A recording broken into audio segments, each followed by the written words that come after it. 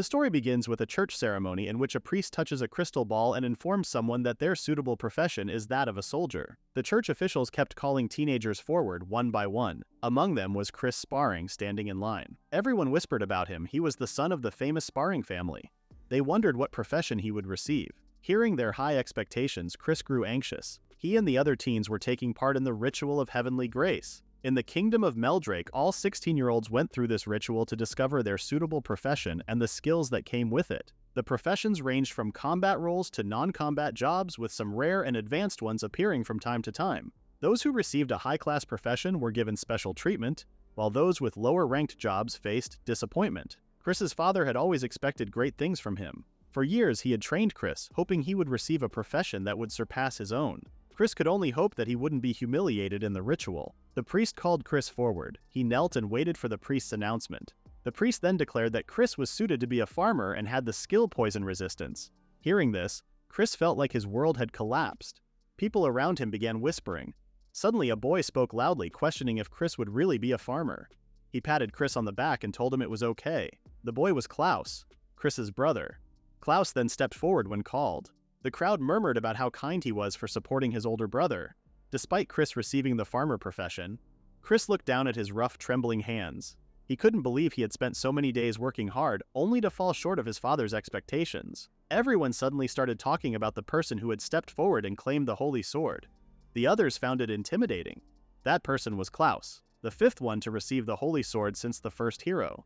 The crowd cheered for Klaus, who stood in the spotlight, while Chris sat in silence, feeling down about his profession. Their father praised Klaus endlessly. As someone from the Sparring family, he told Klaus to become a great leader in the future. Meanwhile, Chris had been ignored the entire time. When he finally called out to his father, he was met with a look of pure disgust. Shocked, Chris didn't know what to say. His father then started complaining about how he had trained Chris for years, only for him to end up with a farmer profession. He was furious that Chris dared to stand before him without showing any emotion. Chris apologized, but his father only grew harsher. He ordered Chris to leave the house, calling him useless. Afterward, Chris decided to take only one bag with the things he needed. The day before, he had been nothing more than a practice dummy, sparring with Klaus using only his bare hands. As he was leaving, Klaus noticed him walking out and asked why he was leaving without saying anything. Then, Klaus told him not to worry, saying he had protected the family's reputation for him. His expression looked cruel, completely different from the kind face he showed in public. Chris couldn't even respond. Klaus complained that he didn't even hear a thank you from his own brother. Chris then asked why he was making fun of him when they had never really spoken before. Since childhood, Klaus had been weak, always staying close to their mother and the family doctor. He slowly got better at the age of 5 and started living a normal life, unlike Chris, who had been training hard since he was little. Chris also knew Klaus didn't like him because he never answered whenever he spoke to him. Until now, they had never really had a proper conversation. Klaus suddenly laughed and asked if Chris really didn't understand. He said that he had been the one abandoned by their father all this time.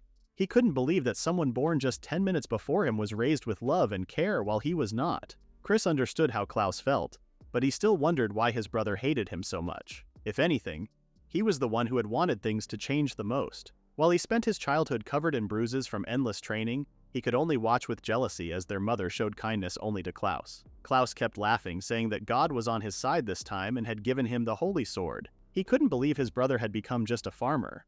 Annoyed, Chris told him to be quiet. At that moment, Klaus pointed his sword at Chris's face, warning him not to get angry or he might kill him. Chris quickly blocked the sword and got into a fighting stance. Klaus laughed again, amused that a simple farmer thought he could fight someone holding a holy sword. Calmly, he told Chris that he was ready. In a split second, Chris's sword was already just a centimeter from Klaus's neck. Klaus was too shocked to say anything. Without a word, Chris sheathed his sword back and walked off. In his mind, he knew the result would be the same even as a farmer because he had trained hard since childhood, unlike Klaus. Angry, Klaus shouted that the fight wasn't over yet, but Chris said it was already finished. He had no interest in weak opponents. His words enraged Klaus, who then decided to kill him. Chris suddenly felt an intense pressure and turned around. He saw Klaus glowing with divine power. Klaus declared that Chris would die and unleashed his holy sword skill, Sacred Slash. The hallway exploded. When the smoke cleared, Chris was sitting on the floor in sweat, but completely unharmed. Klaus couldn't believe he had missed. He realized he had used too much power. Chris was at a loss for words. In his mind, the sword skills he had worked so hard to master seemed useless. Against the strongest profession, the gap in power was undeniable. Later, someone stormed through the forest entrance, shouting in frustration. Klaus couldn't believe he had been fooled again. Angry, he yelled for Chris to come back and fight him. Meanwhile, deep in the dark and quiet forest, Chris stumbled forward, struggling to catch his breath. He kept moving past the trees until he reached a lake. Exhausted, he collapsed against a tree and took off his boot, revealing a large bruise on his right foot. He had barely escaped danger and now had to figure out what to do next. As he rested, he thought about Klaus's smug expression. He still couldn't believe his own twin had tried to kill him. If Klaus found him again, he knew he wouldn't survive. Fearing someone might be chasing him, Chris decided to stay hidden in the forest for now. He only had a little bit of jerky left. If he wasn't injured, he could have hunted for food, but in his condition, that wasn't possible. He unwrapped some bandages from his arm and used them on his injured foot instead. Despite the pain, Chris forced himself to keep walking. He looked around, his face filled with worry. This was Pasha Forest, the place where he used to train with his father. But he had never gone this deep before. Strangely, there were no signs of animals or monsters anywhere. Chris found a small opening at the base of a random cliff. It wasn't much, but it gave him a place to stay, safe from the wind and rain. For now, all he could do was wait. Just then, his stomach growled loudly. At the same moment, a bug crawled in front of him. He stared at it, knowing he might have to eat it as a last resort. Realizing he needed food, Chris left the cave. Outside, he only saw plants with buds that looked like faces. Since he had toxic resistance, he believed he wouldn't die no matter what he ate. He hadn't tested this ability yet, but he hoped it would work. He took a bite of the nearest plant. The leaves were surprisingly sweet, but the flower was so bitter and disgusting that his whole body trembled. Moving on, he found another plant with bell-shaped flowers. After tasting it, he realized it was nothing but bitter and dry. If he kept eating plants like these, he figured something strange might happen to him. Chris started looking around for food. He found some strange-looking mushrooms and fruits, along with a flycatcher. He ignored the flycatcher and gathered anything that seemed edible. But he had another problem, finding clean water to drink. The only water nearby was a muddy puddle. When he scooped some up, it slipped through his fingers in a disgusting way. He thought about returning to the lake he had seen earlier, but it was too far. And he had wandered so deep into the forest that he no longer knew the way back. Chris had toxic resistance, so he reached for the muddy water, believing it wouldn't harm him. He hesitated, worried about dehydration. After a moment of doubt, he brought the water to his mouth. It smelled awful and tasted bitter, an unfamiliar and unpleasant sensation. Almost immediately, he threw up everything he had swallowed. In the end, there was no clean water and no real food. That night, as Chris lay inside the cave, he remembered his last fight with Klaus. He pictured Klaus smirking before cutting him in half with the holy sword. Imagining such event kept Chris awake, so he got up. Chris spent his days in the forest trying to survive. He made a stone axe, stayed inside the cave when it rained, and picked up bugs whenever he found them. After a few days, he finally got some meat. It was just a dead animal he found in the forest, but it was the first one he had come across. The meat was a little rotten, but after eating only plants and bugs for days, it felt like a feast. The smell was awful, but he hoped it would taste better after grilling it with some vegetables. Chris cooked the rotten meat with rosemary, then bravely took a bite. It was the worst meat he had ever eaten, but in his situation, it was the best meal he had in a long time. For the first time in days, his stomach felt full.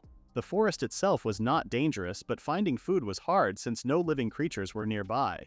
He didn't know if it was because of the herbs, but the wound on Chris's foot had almost completely healed. Another day passed for Chris. He listened for animals or monsters, but only heard birds chirping. However, today felt different. He heard rustling nearby. Turning toward the sound, he found traces on the grass and a few footprints. A faint scent of beasts lingered in the air.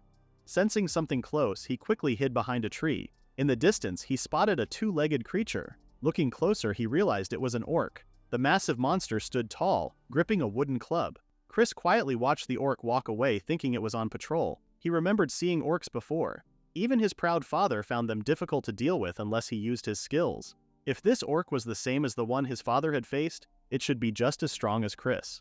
Without skills, his father's strength wasn't much better than his own. Right now, Chris only had a makeshift stone axe, and using it to fight could be risky. Still, he was hungry for meat and decided to chase after the orc.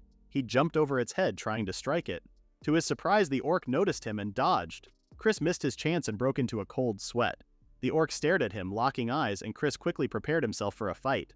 The orc swung its wooden club at him, but it only hit the ground. The orc began searching for Chris, who was hiding behind a tree. Chris felt relieved that the orc didn't run away. The orc soon found Chris and smashed the tree where he was hiding. Chris jumped around like an annoying rat, darting from tree to tree. The orc tried to find him, but Chris kept moving quickly like a ninja. The orc struck another tree, but its club got stuck in the trunk.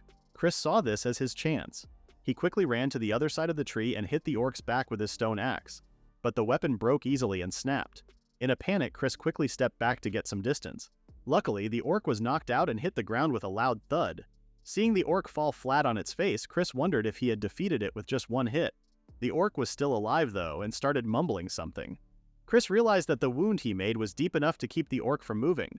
With no plan in mind, he used the broken handle of his axe to stab the orc in the head, ending its life. Chris looked at the blood pooling around the body. He was thankful for his toxic resistance because it allowed him to eat even rotten meat. Still, since he had taken the orc's life, he promised to make something good out of it. Chris then stabbed the orc again to make it bleed more. If there had been a source of water, he could have done a better job, but he had no choice.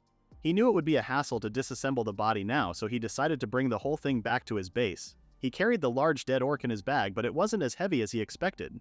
As night settled over the forest, Chris finished cutting up the orc. It was large, so it took him a long time to break it into pieces. But in the end, he had a lot of meat to show for his hard work. It was a tiring day, but it felt worth it. He set aside what he needed for the day and went to tie up the rest to dry. He wanted to eat fresh meat right away, but he was covered in orc blood. He didn't want to make the muddy puddle any worse, but he had no choice. As Chris cooked the meat, he remembered that orcs were humanoid monsters and it was considered taboo to eat their meat. But in this situation, he didn't care. The smell was strong, but it wasn't like the usual rotten meat. This was the scent of fresh meat. Chris was only concerned about the taste, but he bravely took a bite. As he chewed, he realized how delicious it was. The meat was juicy and the flavor filled his mouth, reaching all the way to his brain. It was incredibly tasty and could easily be called an excellent dish. After the meal, Chris felt full and realized he had eaten the meat he had saved for the next day. He had planned to try different ways of cooking it, but now he didn't care. As he lay down, he remembered the fight with the orc, where it had dodged his surprise attack. He also noticed how thick the orc's hair and skin were. He knew this all too well since he had taken one apart himself. Inside the orc's thick body, there was a muscle that acted like armor. Until now, he couldn't hurt an orc badly with just one strike. But with a simple wooden stick, he had crushed its head and even carried the body back home without much trouble. He wondered if his strength came from the ritual's blessing. Even though his profession was farmer, the ability boost made him stronger. Still, it felt like he had become too strong. He wondered if it was because he had been defeated by Klaus that he grew stronger. The same idea applied to muscles. When they break, the body repairs them and makes them stronger. Maybe that's what had happened to him. But if that was the reason, it felt strange that he was getting stronger so suddenly. Regardless of the cause, it was a good thing, because he had been able to defeat the orc by himself. Chris's life in the forest continued. He made a bed to sleep on, trained his sword skills every day, and cooked the orc meat in different ways. He also spent time searching for food and watching the sunset. All of this happened in his small cave surrounded by nature. One day, Chris marked the walls of his cave and realized he had been in the forest for a month. He had also finished all the orc meat. In the past, Chris would have thrown away any leftover meat, but now he understood how hard it was to have no food. Even though the orc was a monster, he had killed it for its meat and he couldn't waste it. He buried the orc's bones and said a prayer of thanks. Though Chris could survive in the forest for a few more months, eating the last of the orc meat made him realize it would be harder to keep going with only the poor plants around him. He thought everyone outside had probably calmed down by now, so he saw this as his chance to leave the forest and find a city. His goal was simple, to survive and get stronger. He promised himself he would surprise both his proud father and his cruel twin brother. A little later, Chris returned to a familiar stream and drank clean water for the first time in months. He was happy to find his way back to the lake. Before this, he had only been drinking rainwater or muddy water. When he finally drank the clean water, it brought tears to his eyes. After his bath, Chris realized he couldn't leave the forest in his torn noble clothes. For now, he decided to tie his leather bag, made from the orc's skin, around his waist. It was better than being seen as an exhibitionist. Chris traveled through the forest for days until he finally reached a city. He arrived in Realzad, a busy and prosperous city near the royal capital, Meldrake. It was far from his hometown, which made it a good place to hide. He also knew that Klaus, who had received the Holy Sword, was probably being summoned to the royal capital. Realzad was closer to the capital, so Chris could keep an eye on Klaus while staying safe. He decided to use the city as his base. However, Chris could feel everyone's eyes on him. His clothes stood out, just as he expected. He was thankful that the city's entrance inspection was routine. It would have been a disaster if the guards had searched him thoroughly. He was allowed in since he didn't have any weapons. After getting a few coins, Chris realized he needed to spend them on clothes, food, and a place to stay. Looking at his finances, he knew he needed to find a way to make more money. Chris went to a prop shop called Goldborn. A man greeted him and led him to the appraiser's room. Chris knew it was a big company, so he thought he wouldn't get scammed. He had brought some items from his house that he wanted to sell before leaving. The appraiser greeted Chris but then looked him over from head to toe. The appraiser seemed disgusted and asked Chris to leave. Chris heard the appraiser then scolding an employee for letting someone in who clearly didn't have anything valuable. At first, Chris thought he had picked the wrong shop, but then he realized it made sense that it would be hard to trust someone wearing ragged clothes. What Chris didn't know was that someone shady was watching him from the shadows. Soon, Chris found himself walking through the slums, surprised that he was still in the same city.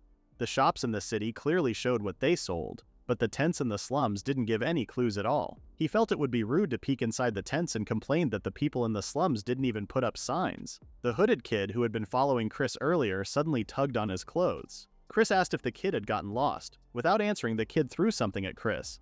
A strange liquid came out and covered his eyes, catching him completely off guard. Chris asked what the kid was doing, but the kid ran away without saying anything. In that moment, the kid also grabbed Chris's bag. Chris panicked. His stuff was stolen. He quickly opened his water bottle and splashed his face to wash off the strange liquid. Then he ran through the busy street and spotted the kid in the crowd. To his surprise, the kid easily moved through the sea of people without bumping into anyone. Chris noticed how good the kid was at running through crowds and guessed she was used to it. But that didn't matter when it came to someone like Chris. He quickly caught up to the kid and picked her up like a stray cat. He warned her not to take advantage of people's kindness. The kid was surprised and started to throw a tantrum, demanding Chris let her go. Chris warned her to stop shouting or he would punch her. Chris removed the hood from the girl and realized she wasn't a child, but someone around his own age. When he saw her crying and kneeling, it looked like he was the one who had done something wrong to her. He asked why she had stolen his things. The girl didn't answer and covered her mouth with her hands. Chris asked why she was covering her mouth. She said she would get beaten if she told him the reason. Chris said he would still beat her up no matter what. She then claimed there was no real reason for stealing, but if she had to come up with one, it was just to survive. She said that was why she became a thief. Chris wondered why she didn't target wealthier people instead of him. He started to think she might be lying. From her skills, Chris guessed that this wasn't the first time she had stolen, but the girl didn't comment on it. He asked if she had parents, but the girl said she had only weapons. Chris then asked if she had any accomplices. The girl panicked and hesitated at first. After thinking for a moment, she said she didn't have any accomplices, trembling. To Chris, she seemed like a terrible liar. Chris decided to take the girl to the soldiers, but she begged him not to. He told her to stop lying and just tell the truth. He mentioned that he wasn't going to report her to the authorities because he didn't want to deal with them. The girl then explained that her partners were the people living in an abandoned building. When Chris asked how many there were, she said just 2. He also asked if the other person was a thief too, and the girl confirmed it. Based on her reaction, Chris believed she was telling the truth this time. He held her head and asked where her accomplice was. He promised that she would be safe if she helped him find them. Meanwhile, a boy sat in the corner of a rundown house wondering what happened to his partner. She was late, and he feared she had been caught. His worry was correct. The girl had indeed been caught and was now in the house. The boy cursed and grabbed his sword. When Chris saw the boy preparing his weapon, he said he wouldn't hold back if the boy attacked. The girl told the boy, named Ralph, to drop his weapon. Ralph was confused. Since the girl had already been caught, he asked why she brought her captor with her. The girl explained that she would have been hurt if she didn't bring Chris along. Chris took a quick look at Ralph and realized that the boy knew some martial arts and sword techniques. However, his balance was poor, and Chris knew that even if Ralph tried, he wouldn't be able to defeat him. Ralph asked what Chris wanted, and said they had no money to give. Chris already knew that and said he only came to warn them. He told them not to touch his things, or he wouldn't go easy on them. The two were confused and asked if that was all. Chris let go of the girl and agreed that just warning them seemed a bit pointless. He then said he wouldn't ask for money, but instead he wanted information. He admitted that he had just arrived in the city and didn't know his way around. He wanted to know the way back to the central area. Ralph said it wouldn't be a problem if that was all Chris needed. Chris then asked the girl if she agreed, since she was the one directly involved. What Chris really needed was information about the city, which he didn't know. He then tried to ask for their names, but the two said they wouldn't tell him. Chris already knew their names, though, because they had been shouting them earlier. Ralph was shocked and said he had no interest in being friends. Chris understood. Ralph and Hesta guided Chris around the city and took him to different stores. Afterward, Chris thanked them. Ralph mentioned that the store owners were not happy about their visits, but Chris still wanted to thank them. Ralph and Hesta tried to leave, but Chris stopped them. He said he wanted them to show him the most important place they knew. He asked where they were selling the items they had stolen so far. Ralph said it was at an acquaintance's pawn shop. Chris agreed that those shops buy stolen goods and asked why Ralph was telling him this. Chris then told them to just lead the way. The two were cautious, but Chris reassured them that he meant no harm. He admitted that he only wanted to sell some stolen goods. Ralph was shocked, realizing Chris was also a thief, and scolded him for stealing. Chris explained he only did it once, and it was with his father's belongings. Ralph didn't care who it was from. Stealing was stealing, and it was no different from what they were doing. Chris reminded them that he would ignore the disrespect they showed him if they helped him out. He also said that he only warned them not to steal from him and didn't care if they stole from others. Ralph then asked if Chris would really not report them to the authorities. Chris promised that he wouldn't, as long as they guided him. After thinking it over, the two thieves decided to take Chris to their last stop on the tour. The three of them went to the pawn shop, and the owner was surprised to see Ralph and Hesta bringing someone new. The old man stared at Chris and asked what was happening. Ralph explained that Chris was someone they had just met and wanted to sell something. He asked the old man if he could buy it. The old man wasn't sure about dealing with a stranger but agreed anyway. He asked for Chris's name, and Chris answered right away. The old man shook his hand and said Chris had a nice name. He introduced himself as Rugans. Chris placed his father's belongings on the table, and Rugans commented on how valuable everything seemed. He asked Chris to look around the shop while he appraised each item carefully. Chris looked at the swords, which were worth 5 gold coins. They looked great, but he didn't have enough money to afford them. Next, he checked the bookshelves and found a book he had never seen before called The Memoirs of Botanist Otto. The book didn't seem interesting, but Chris found himself drawn to it. He wanted to buy it if it was cheap, but it turned out to be worth 3 gold coins. It was an old, rare book, but the price was too high. Chris thought there must be something special about it. Hesta sneaked up behind him and asked if Chris could really read the characters in the book. Chris said he had been taught to read since he was little and asked if Hesta couldn't read. Hesta struggled to respond and then said it was nothing, which confused Chris. Rugans returned and said he had finished the appraisal. He said he would buy everything if Chris was okay with the prices. The earrings were priced at 2 silver coins and the ring was worth 4 silver coins. Surprisingly, the necklace was worth 3 gold coins, which shocked Chris. Rugans explained that the necklace had a small sapphire attached to it, making it valuable. Ralph was surprised, especially since he knew how careful Rugans was with money. He thought Chris must be from a rich family. Rugans told him not to interfere with his business. Finally, Rugans offered 1 gold coin for the pocket watch. Chris was shocked to learn that the pocket watch his father had treasured wasn't worth much. He stayed quiet for a moment, then decided to sell everything except the pocket watch. Chris thanked the old man for his help. Rugans explained that he had to lower the price because the items were stolen. He mentioned that he was also benefiting from the deal and told Chris not to worry. Then he asked if Chris needed anything else. Chris said there was one thing. He showed Rugans a book he had found earlier. Rugans was surprised because no one else had paid attention to it. He said he found the book interesting too because its content was fascinating. That's why he had set the price for it, but it had been years since he last looked at it. Because of the price, Chris thought the author must have been someone successful. Rugans laughed and said the author wasn't famous or accomplished. However, if a knowledgeable person read it, they might see the book as a masterpiece. That was his opinion, at least. Chris admitted that he had also become interested in the book. However, he didn't have enough money to buy it right then and asked Rugans if he could reserve it to purchase later. The old man told him he could pay later and just return to the shop when he had the money. Chris was confused, especially because Rugans's serious eyes made him uncomfortable. He asked if he could really do that, feeling awkward since he had just sold stolen goods. Rugans assured him not to worry, saying that not many people would offer such a deal. He explained that the book hadn't been sold in years, and if Chris took it without paying, he wouldn't be bothered. Rugans didn't care when Chris paid, but when he did, it would mean he finally sold the book that had been unsellable for so long. If Chris didn't pay, Rugans would just get the money from Ralph. Ralph, who had been listening, complained about it. Rugans then asked if Chris would take the book, and since the old man was offering, Chris agreed to buy it. Ralph tried to stop him, saying he would never pay, but Rugans just laughed. Afterward, Chris thanked Ralph and Hesta for helping him earn more money than he expected. Ralph mentioned that it was the same amount someone would usually make in a month. Chris then offered to treat them to some food, and Hesta's face lit up with excitement. Ralph called her a fool and reminded her that they hadn't stolen anything yet that day. Hesta argued that it was better to accept a free meal than to keep searching for things to sell. Ralph somewhat agreed, but he found it strange that Chris wanted to buy food for the very people who had tried to steal from him earlier. Chris explained that he was just thanking them for leading him to a good place. Hesta urged Ralph to accept the offer since they had no money anyway. Even though Chris didn't have much, after spending the past month living in the forest, he found it nice to have someone to talk to, even if they were thieves. The three of them went to a tavern and chatted while waiting for their food. When the food arrived, the two thieves were surprised to see Chris eating without holding back. Ralph joked that they had ordered the same meal, but Chris made his look more delicious. Chris explained that he had spent the past month eating nothing but orc meat without any seasoning. Disgusted, Ralph immediately told him not to mention orc meat again. Ralph was amazed to learn that Chris had survived in the forest with nothing. Chris explained that in the first few days he ate almost anything he could find and even drank muddy water. Ralph couldn't believe it and pointed out that poisonous plants could have been deadly. Chris said there was nothing to worry about because he had a skill called toxic resistance. Ralph was shocked that Chris mentioned his skill so casually in public. However, Chris didn't care since he thought it was a weak skill that didn't change anything. Ralph commented on how carefree Chris was, but warned him that not all poisons were harmless. He knew some people with the same skill, and they still had to be careful. Chris guessed that those people probably just had less stomach pain or fewer side effects, but Ralph wasn't sure, as he had noticed they were only slightly better at drinking alcohol than others.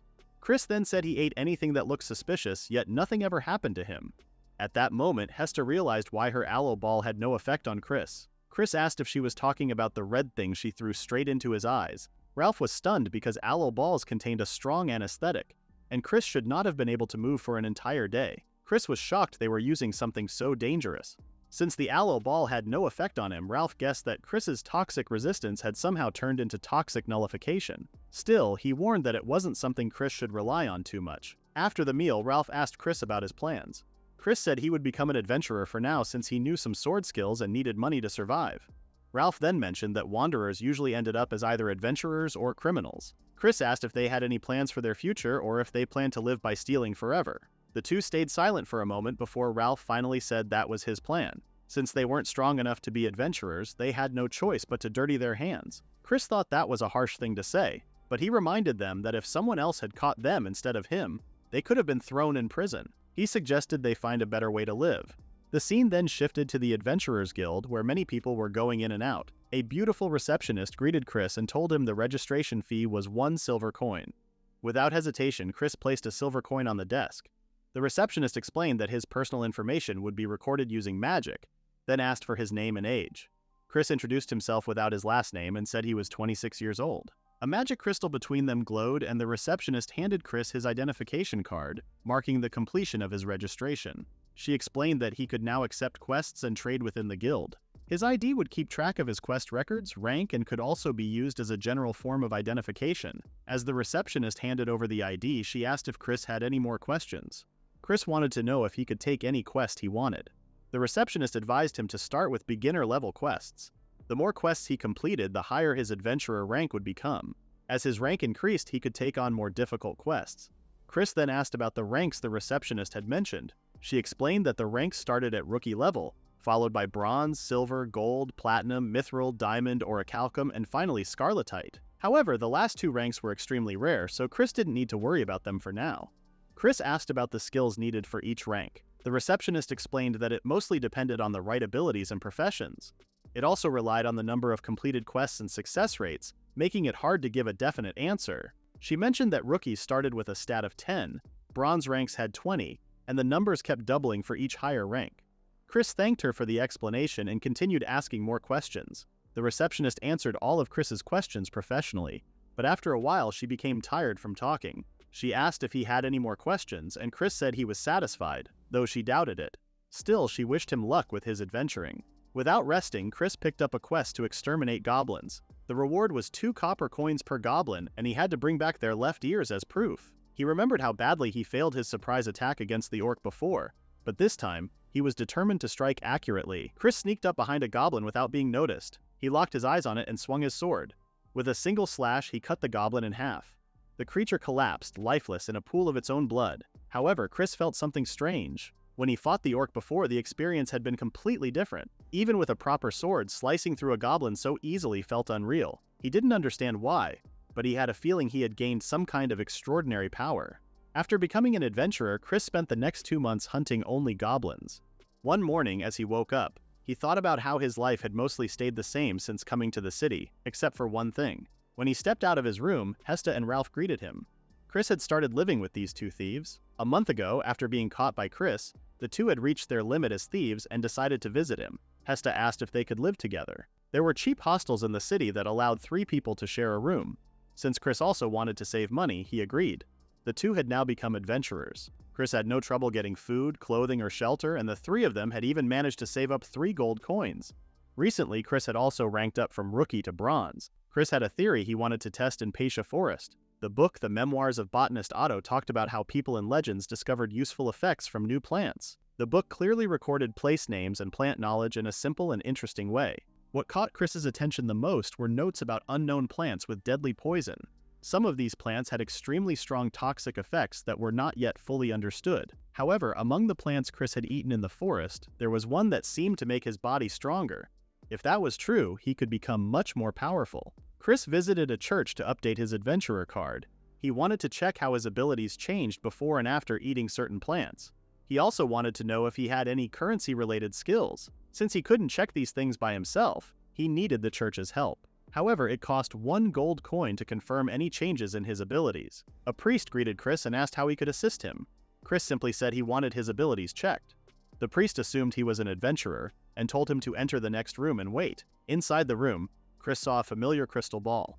He stared at it, hoping there was a way to test himself without spending a gold coin. After a short wait, the priest entered and apologized for the delay. He introduced himself as Graham, the parish priest of the church. Chris thanked him for the warm welcome. Graham mentioned that if Chris was there to confess, he wouldn't have time to listen, but Chris made it clear that he only came for the ability check. Graham had no issue with that and told him the cost was 1 gold coin. He then took Chris's adventurer card and placed it in front of the magic crystal. The crystal glowed brightly, and the check was complete. Graham handed the card back to Chris before excusing himself to attend a holy ceremony. Chris thanked him and then looked at his adventurer card. It showed that his most suitable profession was farmer. His physical strength was 10, while his magical strength was 5. His endurance was recorded as 7, and his magic power was only 1. Lastly, his agility was 4.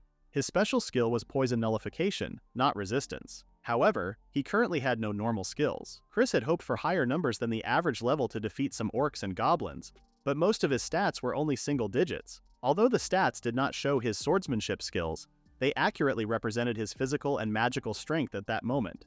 However, he noticed numbers in parentheses next to his stats. If his guess was right, these numbers showed how much his stats had increased after eating the strange plants. He also felt confused when he saw that his special skill was different from what was first announced. He wondered if the old parish priest had made a mistake when speaking. One early morning, Chris packed some things into a large bag. Hesta woke up and asked where he was going. He apologized for waking her and said he had some business to take care of. He told her he wouldn't be back for a while and asked her to inform Ralph.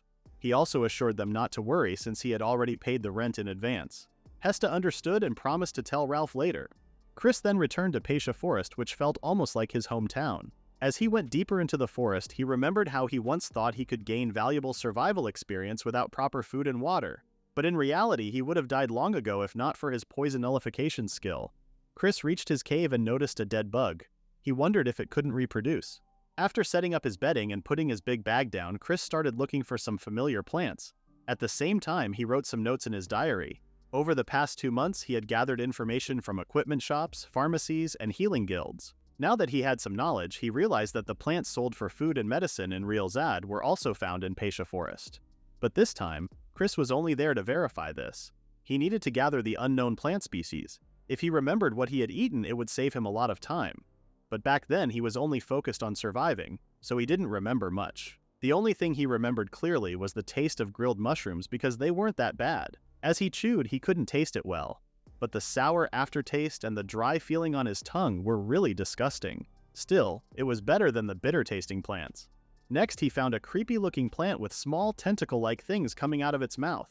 Chris chewed on it and immediately felt a sour, rotten taste. He figured it was an insect-eating plant and thought the bad taste came from an insect that hadn't been fully digested. He quickly threw it up and decided it was inedible, but his goal was to gather 30 poisonous plant species, so he couldn't just give up easily. A week passed and Chris tried the plants he could find.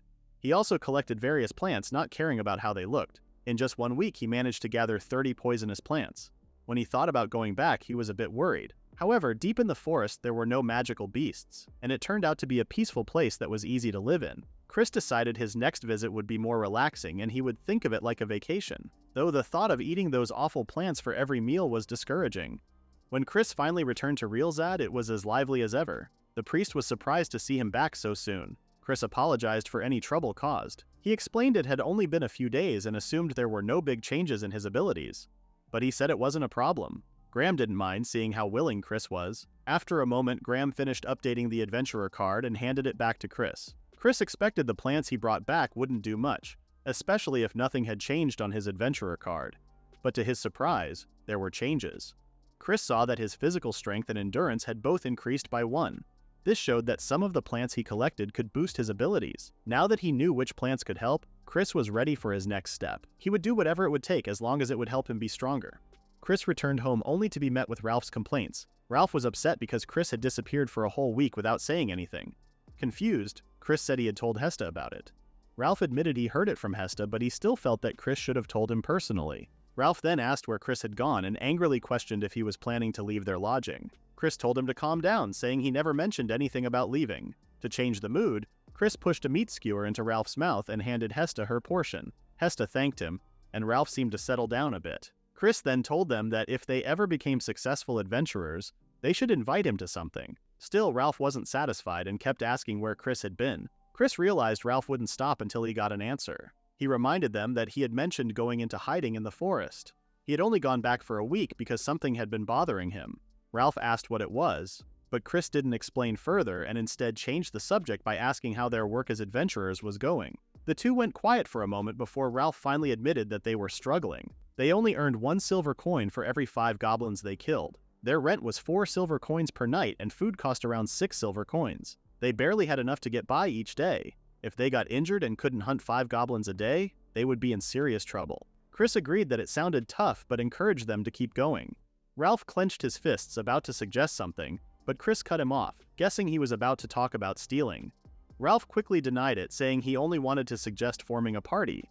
Chris still refused, saying he didn't have enough money for that. Ralph didn't believe him. He pointed out that Chris had been gone for a week without working, yet he was still fine and had even bought meat skewers.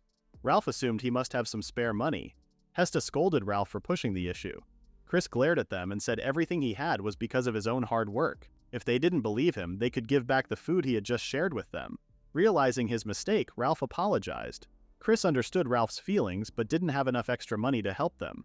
However, he saw an opportunity to benefit from them in some way, so he asked about their professions and skills without hesitation. Hesta and Ralph were confused because revealing their weaknesses could put them at a disadvantage. Still, they claimed their jobs were ordinary. Chris didn't mind and shared his own profession with them. He assured them there was no need to be cautious. If he had planned to kill them, he would have done it a long time ago. Hesta admitted that her profession was a wizard, and her skill was healing magic. Ralph, frustrated, asked why she had revealed it so easily. Hesta simply said it was fine because it was Chris. Wizards were part of the combat-related professions, but they were considered the strangest among them. It was known as an unconventional path. Controlling magic power was already difficult, but casting spells required study, either at a magic school or through self-learning with magic books. Only nobles or those given the highest level magic profession during the blessing ceremony could enter magic schools. Magic books were expensive and written in ancient script, which made them even harder to use. The ones sold to the public were overpriced. Chris commented that her profession was much better than his own as a farmer, and Hesta agreed. Knowing her skills had potential, she wanted to become a proper wizard. She explained that she had started stealing to earn money for magic books. That was why she had asked Chris if he could read back at the pawn shop.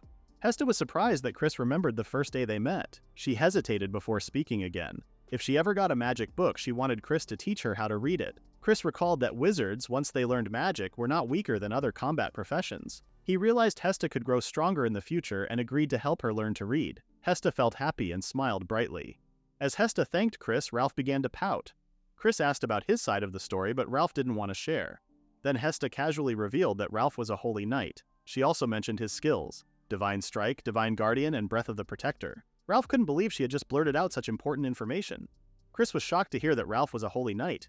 It was a high-ranking combat profession, one of the best. If they wanted, holy knights could join the royal guards. It was among the top professions that didn't require becoming a close-range guard, yet they could still work as adventurers. Hesta then shared something personal. When Ralph was young, he had suffered a serious injury. He had hurt his knee so badly that he couldn't move properly because of the pain. Suddenly, Chris understood why Ralph's balance seemed off, even though he was smooth when drawing his dagger. Ralph, on the other hand, was shocked that his secret was now out.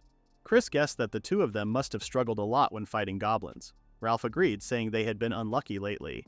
But honestly, he wasn't even surprised. He had always been unlucky. Chris then wondered if things would be different if Ralph's knee healed, but Ralph disagreed. He explained that the village doctor back home couldn't fully treat his injury. Chris asked if Ralph had simply given up because of that. Ralph quickly denied it. He had searched for many doctors at first, hoping to find a cure, but in the end, no one could heal his injury. Chris claimed that it only happened when Ralph was little.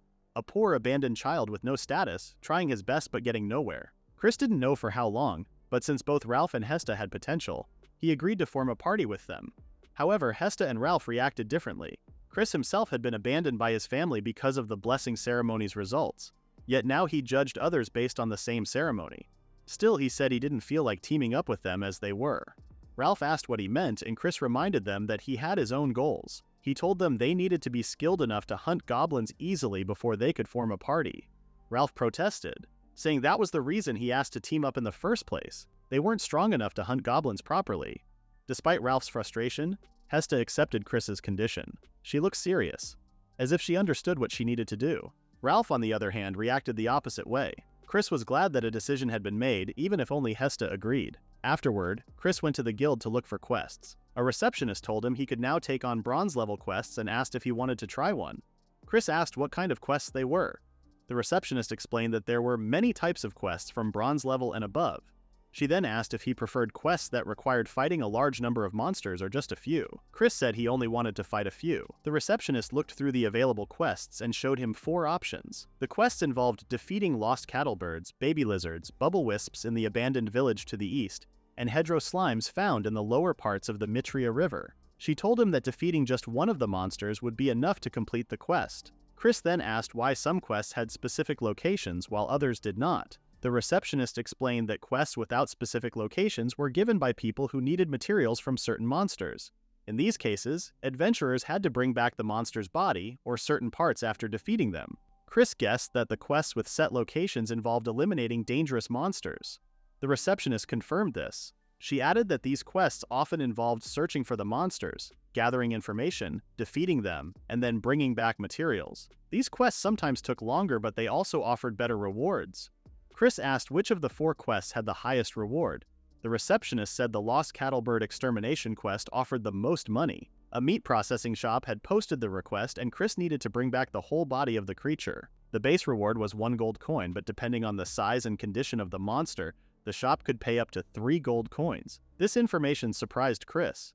Next, he asked about the lowest paying quest.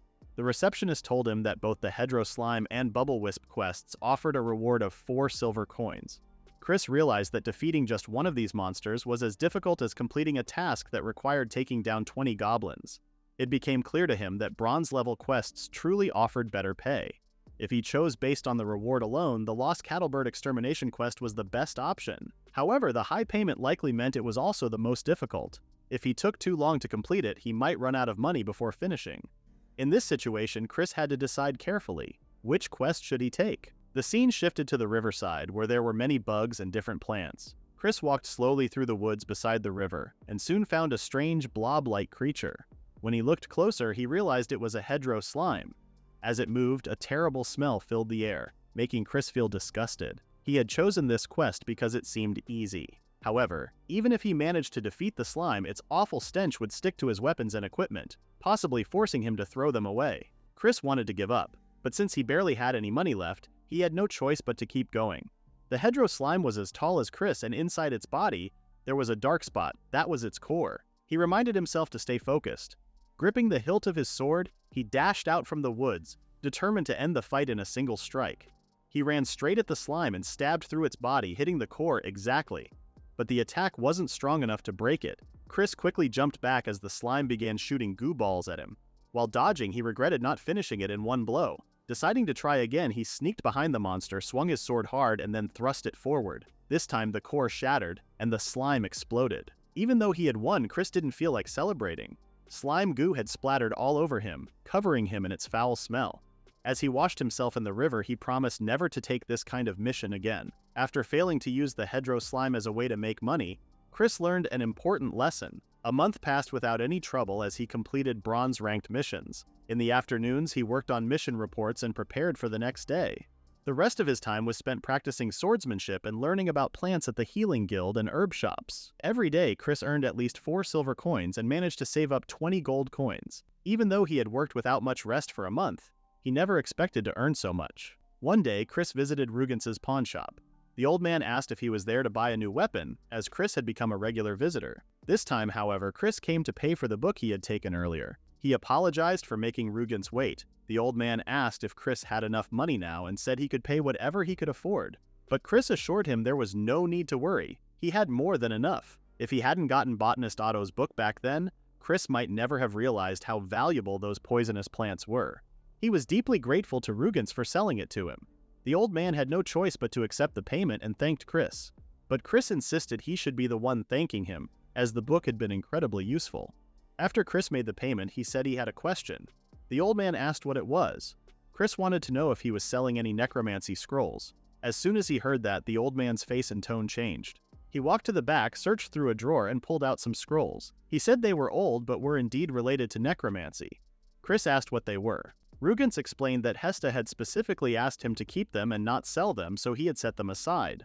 Chris then asked why he didn't offer Hesta the option to pay later, like he did for him. Rugens replied that he only gave that offer to Chris because it was him. If he had given the scrolls to Hesta, she would have just taken them and run off without paying. Chris found it hard to believe. He thought they had known each other for a long time and should have built some trust. But the old man explained that was exactly why he couldn't trust her. Then he asked Chris if he wanted to buy the scrolls. Chris asked for the price. Rugens told him it was 2 platinum coins. The price shocked Chris. It felt like he had been struck by lightning. 1 platinum coin was equal to 10 gold coins, and he had never imagined the scrolls would be so expensive. He mentioned that he had heard of them being even pricier before. Rugens shared that he too had spent a whole day thinking about whether to buy them or not. In the end, he still hadn't sold them to anyone. On top of that, no one really came to their alley to shop, let alone buy something so rare and expensive. Because of the high price, he usually asked for payment in advance, but if Chris wanted to buy them, he would allow him to pay in full later. Chris was shocked. He had been given another chance to pay later. Chris planned to buy the necromancy scroll so Hesta could learn magic. Since she couldn't use magic yet, there was no hope for her. But if she learned even a little, she would become more useful. Teaming up with the ex-thieves could also benefit him. However, he couldn't afford to go into debt because of Hesta. Chris appreciated the old man's offer but refused this time. Rugens said it was a shame and told Chris he could come back any time if he wanted to buy the scroll. Chris thanked him and left. After that, Chris went home and placed several poisonous plants on the table. As he ate them, he thought about how he had some extra money and planned to visit the church later to check for any changes in his status. He had gathered these poisonous plants from the forest last time, dried them, and already eaten half. He took a bite of a leaf and immediately started trembling. The drier the plants were, the more bitter they tasted. Chris figured he needed to find another way to eat them. Last time, both his endurance and physical strength increased by 1. If they increased by another 1 this time, he could assume the remaining plants wouldn't improve his abilities any further. But if only one of them increased, it would be a problem. He could only hope he wouldn't be that unlucky. Graham was shocked to see Chris again. Chris realized that the church had no idea what he was doing. They probably thought he only came to ask for money. He apologized for bothering Graham once more. Graham wondered if this was another ability check, and mentioned that the last one hadn't been that long ago. Chris told him not to worry, saying he wouldn't be here if nothing had changed. Graham had no choice but to let him in. The update was quick, and Graham handed back the adventurer card. He reassured Chris that his determination would never fail, even if his abilities didn't improve. He hoped Chris would understand, but Chris only stared at him and said he already knew that. He asked Graham to stop repeating the same things. Graham felt a bit hurt and apologized for insisting. Then, he excused himself. This time, Chris actually saw an increase in his abilities. However, he noticed that only the left side had improved, while the right side stayed the same. He assumed the increase came from his efforts after a month of hunting monsters. He had hunted many over the past month, but the improvement was the same as when he ate the poisonous plants. He realized that some of those poisonous plants had the power to make him stronger. But this time, none of the ones he ate seemed to enhance his abilities. He feared that drying them might make them useless. For now, he decided to eat the remaining 15 types of poisonous plants and return for another check. When Chris got home, he saw Hesta and Ralph kneeling on the floor. Hesta looked serious while Ralph seemed nervous. Chris asked what they were doing. Ralph tried to say something, but Hesta smacked his head. She then glared at Chris and firmly said they were strong enough to fight goblins. She asked him to join their party. Chris noticed that lately the two had been resting at home after their quests instead of looking exhausted like before. He was surprised by how quickly they had improved. Understanding their determination, he agreed to go with them the next day to see their skills for himself. Hesta thanked him and then angrily told Ralph to do the same. After hesitating, Ralph also thanked Chris.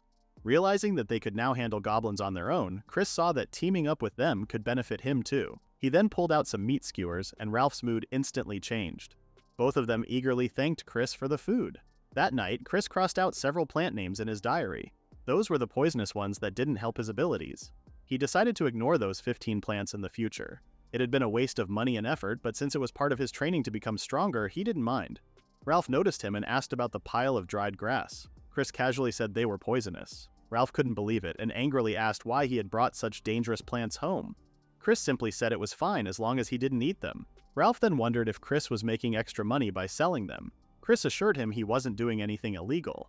He admitted that they were for him to eat and reminded Ralph about his poison nullification skill. Even so, Ralph couldn't understand how Chris could stomach eating poisonous dried grass. Curious, he asked if they tasted good, but Chris immediately replied that they were terrible. The next morning, Chris and Hesta walked through a thick forest. Ralph struggled to keep up. He breathed heavily and his injured leg dragged behind him, slowing the group. Ralph, who was walking ahead, looked back at him with a cold expression. Chris saw Ralph struggling and offered to help, but Ralph refused, speaking in a way that made it clear he didn't want pity. Even though he tried to act strong, he was clearly exhausted. Chris grew frustrated with the slow pace and made it clear that if they couldn't work together, they wouldn't continue as a group. Ralph trembled, maybe from tiredness or embarrassment. Hesta didn't say anything, but her sharp glare stayed on him. Hesta smiled as she quietly watched Chris carry Ralph on his back. She wondered how she and Ralph would fight the goblins later. When the trio reached their destination, Chris challenged them to prove their skills by hunting goblins. Ralph and Hesta accepted the challenge. Before they started, Hesta reminded Ralph to follow their usual plan. Ralph agreed and told her to leave it to him. Chris watched as the two scanned the area filled with tall grass. Hesta took the lead until she signaled to stop. She pointed at a goblin standing alone behind the grass. Moving carefully, she sneaked up behind it and struck its head with a wooden stick. The goblin groaned in pain and turned around. When it saw Hesta, it smirked and started drooling. Hesta quickly ran, trying to get away. The goblin laughed, thinking it had won, but before it could react, Chris suddenly appeared from the grass. Caught off guard, the goblin froze for a moment. Just enough time for Chris to stab it through the chest with his sword. It collapsed to the ground, lifeless. Hesta stopped running and looked back at Chris. She then asked what he thought about their hunt. Though it might have looked clumsy, she said she was proud that they could take down goblins so easily. Chris had wondered how the two hunted goblins, but after watching them, he finally understood. Hesta would lure the goblins toward Ralph, who couldn't run, and then he would take them down. After seeing this, Chris agreed to join their party. The two were surprised. Hesta cheered with excitement while Ralph looked unsure. Ralph insisted that he could handle goblins on his own and didn't see a reason to form a party. Annoyed, Hesta scolded him, asking if he planned to spend his whole life as a rookie adventurer, only hunting goblins. Afraid of her nagging, Ralph quickly said he was just joking. Still reluctant, Ralph told Chris that he would rely on him as a teammate from now on. Chris replied that he expected the same from both of them. For now, he suggested they head home first and discuss the details later that night. Hesta agreed, but Ralph was confused. He pointed out that they had just formed a party and questioned why they weren't hunting together yet. Soon after, Hesta and Ralph returned home. Chris greeted them, but his tone was still cold. Ralph proudly showed the meat skewers they had brought for Chris. Chris responded that he had the same idea and mentioned that he had also bought some food earlier. After all, it was the day they officially formed a party. Ralph complained that they shouldn't have bought extra food, but having more meat skewers wouldn't have been a problem. However, to Ralph's surprise, Chris hadn't bought the usual skewers. Hesta and Ralph's eyes widened when they saw what was on the table. There were the town's famous pork buns, sashimi from a well-known shop, and even seasoned fried rice from a popular diner.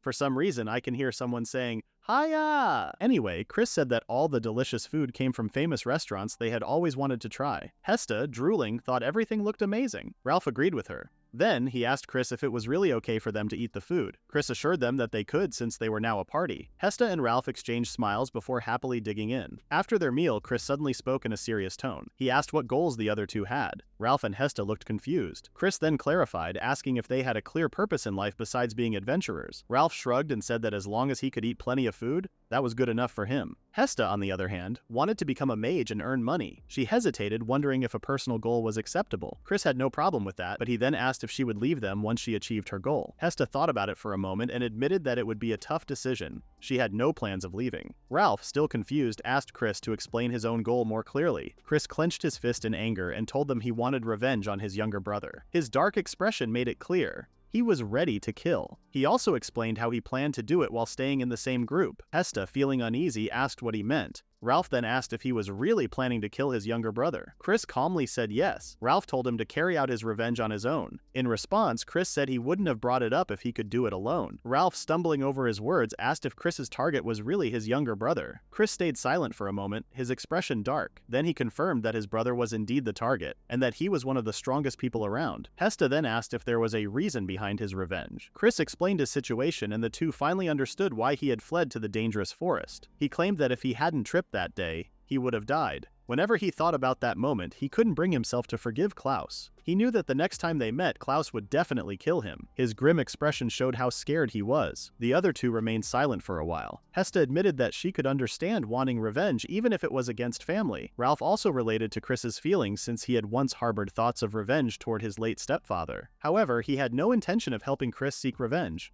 Chris was fine with that. He only wanted them to understand his situation. Then, Ralph remembered something and assumed that the dried grasses Chris had been keeping were poisonous and meant to kill his brother. Chris denied it, saying they were for his own use. He had never considered poisoning the sword god, and even if he could, he wouldn't choose that method. Ralph then asked what the dried grasses were for. Since they had already formed a party, Chris decided it was the right time to explain. He revealed that the poisonous herbs could bring out a person's hidden abilities. If consumed, they could gradually strengthen the body. Ralph had never heard of such plants before and questioned whether they really existed. Chris explained that only those with resistance to poison could discover them. He believed he might be the only one who had uncovered their true power. Ralph found that impressive in a way. Chris asked them again about their goals. Hesta wondered if simply becoming a mage and being useful to Ralph and Chris wasn't enough. Chris said it was fine as long as Hesta was happy with it. Then he turned to Ralph. Ralph flexed his muscles and declared that he wanted to become the strongest adventurer, someone everyone would recognize. He was caught off guard when Chris snickered. Chris said he had expected that answer from Ralph.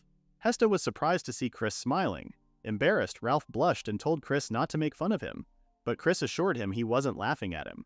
In fact, if Ralph's goal was to become the strongest, then that meant their goals were the same. Ralph was confused. Chris explained that his younger brother was considered a once-in-a-century prodigy.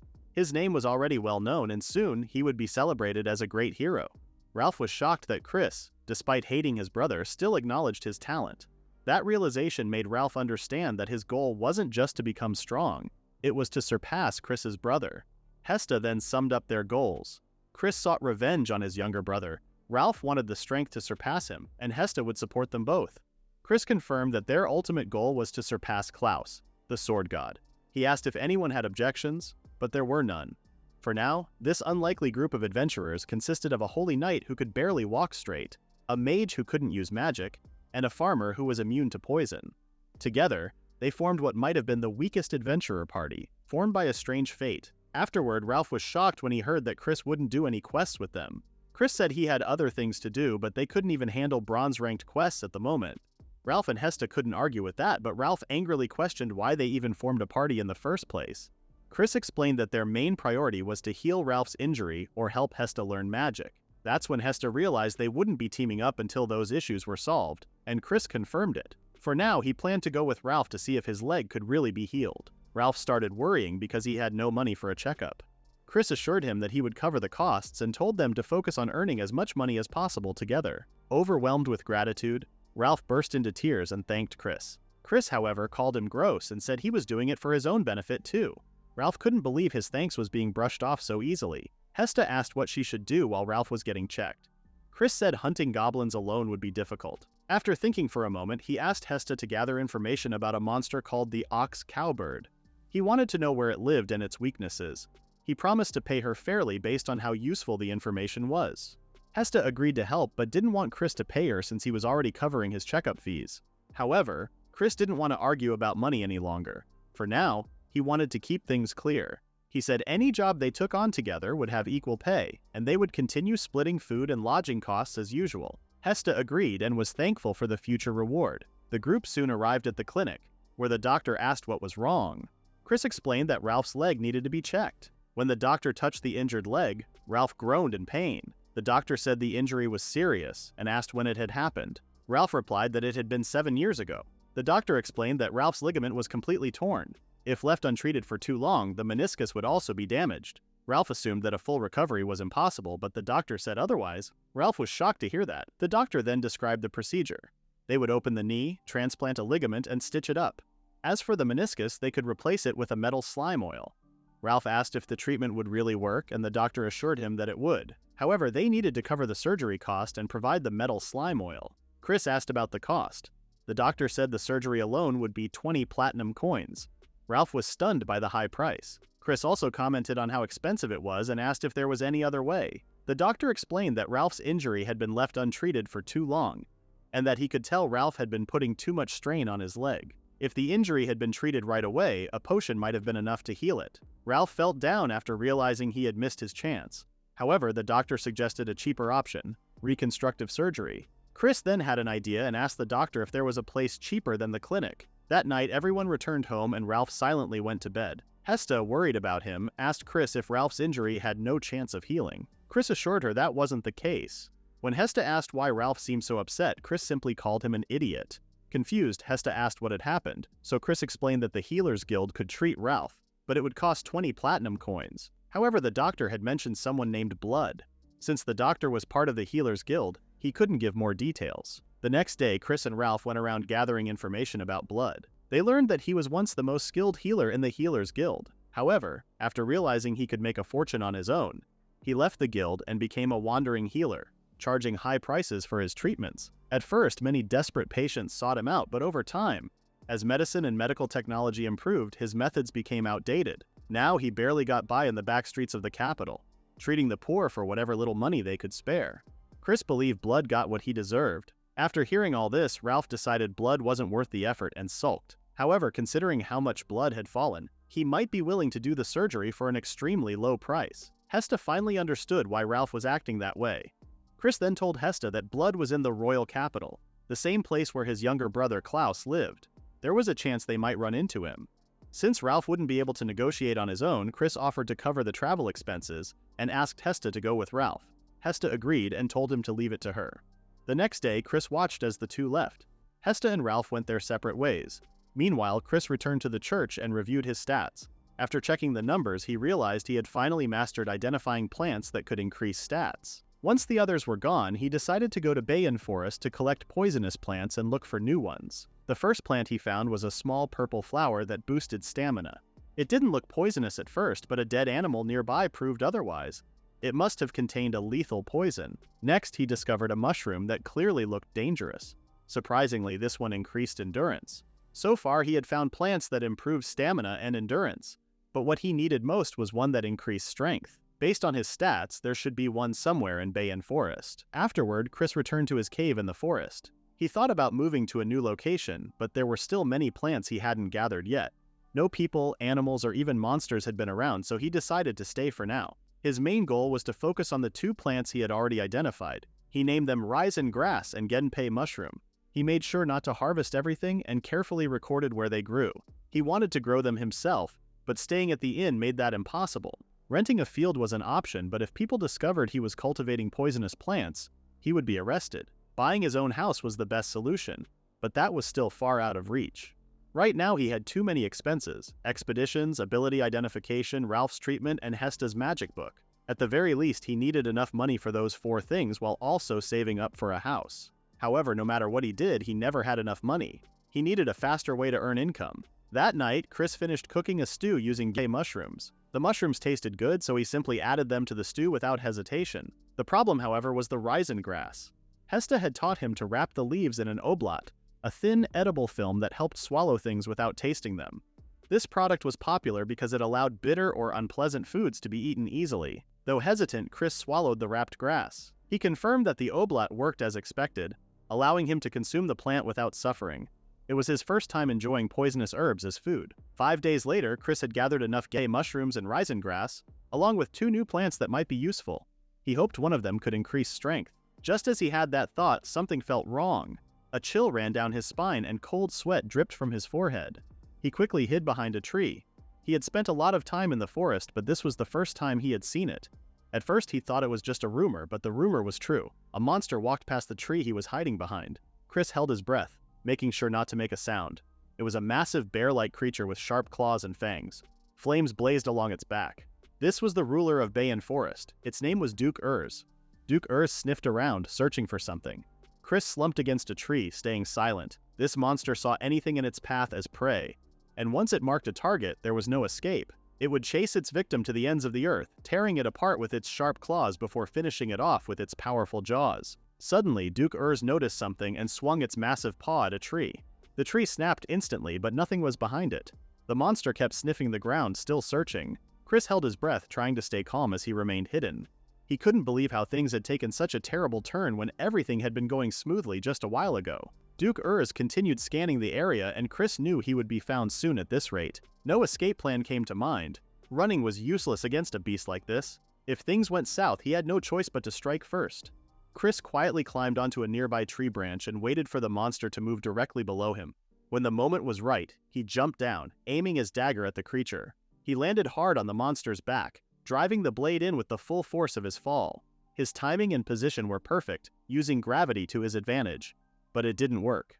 Duke Urs remained unharmed. The monster quickly countered, swinging its massive claws. Chris was sent flying into a nearby tree and pain shot through his body. Luckily, he had blocked the claws with his sword, preventing a fatal injury. Duke Urs didn't stop. It charged at him like a speeding truck, roaring before attempting to bite his head off. Chris barely managed to block with his sword again.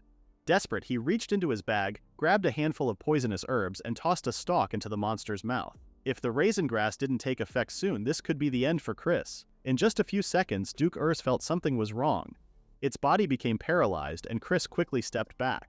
The monster then coughed up a huge amount of blood, holding its face as if trying to stop itself from vomiting while glaring at Chris. He could see that the poison from the raisin grass was working. Chris reminded himself to stay calm no matter what. Since the monster couldn't move, this was the perfect chance to attack. However, he was still injured from the earlier attack. First, he calmly drank a healing potion. Then he planned to finish the fight with a single strike before Duke Urs could counterattack. Chris and Duke Urs glared at each other for a moment. Then Chris dashed forward, gripping his sword tightly. Duke Urs roared and charged at him, swinging its claws. Chris managed to dodge just in time. He quickly reached into his bag, making Duke Urs hesitate and cover its mouth. Chris smirked and said it was too bad. It was a feint. Before the monster could react, he struck, driving his sword deep into its chest. But his weapon snapped against the creature's thick skin. Duke Urs raised its massive paws, ready to strike. Chris thought it was over. But before the attack landed, the monster suddenly collapsed with a loud thud. Blood poured from its mouth. Chris stood frozen, gasping for air. His legs gave out and he sank to the ground, staring at the fallen beast. A heavy sigh of relief escaped him. Just moments ago, he thought he was going to die. Days later, Chris finally returned to town. Hesta welcomed him back while Ralph casually drank something. However, both of them froze in shock when they saw Chris in a complete mess. They immediately asked if he was okay. Chris explained that he had been attacked by a monster in the forest. He defeated it and ran straight home without even washing up. He couldn't afford to rest because there was a chance he might be attacked again. Hesta, looking worried, asked if he was injured. Chris admitted that he got hurt a little, but it wasn't anything serious. Hearing the word monster, Ralph assumed it must have been a terrifying experience. He wondered if Chris would even be able to return to the forest. Chris reassured them that there was nothing to worry about. He had made sure to finish off the monster so he could go back whenever he wanted. The two couldn't believe he still planned to return. Ralph told him they wouldn't stop him, but he warned Chris not to dare die on them. Hesta quickly nodded in agreement. Chris smirked and assured them he had no plans of dying. Ralph reminded him that they were all part of the same team now. In response, Chris shoved a meat skewer at Ralph and told him to shut up and eat. The moment Ralph saw the food, his mood changed, and he instantly became cheerful. Chris sighed, thinking Ralph was a hassle, but at least he was easy to handle. Chris asked Hesta about her progress. She told him that she had found Blood, who was now living in the black market and struggling with money. At first, Blood demanded 15 platinum coins for the job, but Hesta kept rejecting the price. In the end, Blood, desperate for work, lowered his price to just 5 platinum coins. Chris was surprised to hear this and said they could make things work at that price. However, Hesta still thought 5 platinum coins were too expensive. Chris then reminded her of their agreement when they teamed up, to heal Ralph's leg and help Hesta learn magic. Hearing this made Hesta's face light up, and she loudly thanked Chris. Chris was caught off guard and felt a little flustered. Then he seemed to realize something. Hesta noticed and asked what was wrong. Chris told her not to speak so formally to him since they were the same age and equal as teammates. Hesta paused for a moment before saying she still preferred to use formal speech. Chris didn't mind, as it didn't really matter to him. Ralph had been eating when he suddenly asked Chris a question. Chris told him not to talk with his mouth full. Ralph then asked about Chris's progress and wondered if he had defeated the monster he had faced. Chris simply confirmed that he had gathered some loot but was attacked the day before he returned home. He then pulled out some sacks from his magic bag. Ralph asked if they were all filled with poisonous herbs, and Chris confirmed they were. Ralph hesitated for a moment but still asked his question. He wanted to know why Chris was going through so much trouble, even though he was already stronger than him. Chris told him not to complain, explaining that if he didn't get stronger, he wouldn't be able to make money to support them. Ralph didn't ask any more questions and simply gave up, but he swore to become stronger. The next day, Chris went to the mountains alone. He looked around and confirmed that he had reached his destination. He was back to adventuring, and this time his target was the ox cowbird. According to Hesta, the best place to find an ox cowbird was the small eastern plains. However, that area was open and full of hunters. Instead, Hesta suggested a different spot, the northwestern abandoned mines where only a few people would hunt. Chris searched the area until he spotted a creature that matched the description. A cow-like monster with large white wings was eating alone. Suddenly, it flapped its wings and stood on alert. Chris quickly hid and checked if it fully matched Hesta's details. It was his first time seeing an ox cowbird. He gripped his sword, preparing for battle. Although it was known as a food source, he had never tried eating one before. The monster had wings but couldn't fly. However, it had strong jumping abilities. If he dropped his guard, it could take him down with a body press. If he kept his distance, it would charge at him with its sharp horns. To defeat it, he had two choices: stay far enough to avoid its charge or stay close and dodge its body press. Chris sneaked behind the monster. When he got close enough, he tightened his grip on his sword and swung it. The monster noticed him, but it was too late. Chris had already slashed one of its back legs. It let out a painful cry. Chris quickly pulled a hammer from his bag. He swung it upward and then jumped over the monster. The blow finished it off. Without wasting time, he hung the monster on a nearby tree to drain its blood. He remembered that if the monster wasn't killed properly, the materials would lose value. The best way was to knock it out with a strike to the head before preparing it. Afterward, he buried the useless organs. Now, his biggest problem was carrying the monster back. The request only required the fillet, tongue, and sirloin steak. Cutting them on site would make the load lighter, but he hesitated. Night fell and the townspeople's attention turned to something unusual. A knock echoed at the butcher shop's door, and the owner stepped out. He started to apologize as the shop was already closed, but his words stopped when he saw an ox cowbird at his doorstep. Shocked, the butcher panicked and asked what was going on. Chris walked in, carrying the entire monster's body on his back. He introduced himself as an adventurer who had accepted a request to hunt an ox cowbird. Since it would have been a waste to leave parts behind, he decided to bring the whole thing with him. The butcher, still shaken, recognized Chris and slowly calmed down. After examining the carcass, the butcher noted that it was a large one. The blood had been properly drained and the organs were neatly removed, keeping the meat fresh. He even said it might have been the best ox cowbird he had ever seen. Chris asked if it was really that impressive. The butcher confirmed, explaining that most people didn't bring the entire creature, and few adventurers could process a carcass so cleanly. Chris then asked if he could sell it for a high price. The butcher assured him it was possible but needed to cut it up first. He called out to someone named Nathaniel and told him to bring something for Chris to clean himself up. He also asked Nathaniel to grill some meat for Chris. When Chris said he wouldn't pay for it, the butcher told him not to worry and to consider it a handling fee. He promised to call him back after appraising the meat and suggested he eat and wait in the meantime. Chris walked back home feeling surprised. The reward turned out to be 5 gold coins, and he even got to eat free meat. The request originally offered a maximum of 3 gold coins, but since the item was in good condition and quite large, they increased the reward. Gathering information had been difficult, but the task itself only took a day. Normally, a bronze-ranked quest paid 4 silver coins, but this time, Chris earned 12 times that amount. He couldn't help but smile. At this rate, he would save up money in no time. A month passed, and Chris kept hunting ox cowbirds. The monster was difficult to find, so he could only hunt one every 4 days. He realized that finding one on his first day had just been pure luck. Even so, the hunt was more rewarding than other quests, so he kept going and managed to earn 26 gold coins in a month. With that money, he bought something important. Chris approached Hesta, who was practicing reading and writing. Her hands trembled as she held a book, and her eyes widened in amazement. Ralph curiously asked about the old, dirty book. Hesta excitedly explained that it was a magic book. Chris then revealed that he had saved up enough money to buy it. He explained that if they kept earning so little from hunting goblins, it would be a problem for all of them. Hesta suddenly remembered the times when she had been hungry, and had even begged Rugans not to sell the book until she could afford it herself. Overcome with emotion, she burst into tears and thanked Chris, not just for buying the book, but for looking out for her.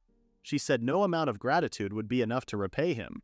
Chris, however, told her he wasn't looking for thanks. Instead, he urged her to learn magic quickly and become useful to the party. Hesta wiped her tears and made up her mind. She would definitely master magic. Chris smiled, seeing how much the once crybaby girl had changed. Ralph asked what the magic book was about. Chris explained that it was a book that could help someone learn magic. He hadn't read it yet, but it would probably explain a lot about magic. Ralph got excited knowing that Hesta could finally learn magic, but his excitement quickly faded and his expression turned gloomy. Chris noticed and asked what was wrong. Ralph admitted that if Hesta learned magic, he was afraid he would be the only useless one left behind. The thought made him a little scared. Chris sighed and pointed out that Ralph wasn't acting like himself. He jokingly reminded Ralph that he was already a burden but still had fun messing around. Ralph hesitated but somewhat agreed. Chris then reassured him that it would be Ralph's turn after Hesta. He explained that Hesta's magic would help them take on bronze-ranked quests and earn more money. Ralph was surprised that he hadn't thought of that before. After a moment, he nodded and said he understood. Chris read the magic book out loud for Hesta. He said that before using magic, a person should first learn how to control their magic power. He compared it to imagining water flowing through the body, slowing it down and speeding it up repeatedly. Chris only read what he could understand. Somehow, Hesta grasped the idea from what Chris had just read and decided to give it a try. Chris and Ralph closed their eyes, wondering if they could do the same by copying her. The room fell silent. Chris didn't feel anything except sleepiness. He eventually opened his eyes to check on Hesta and asked how she was doing.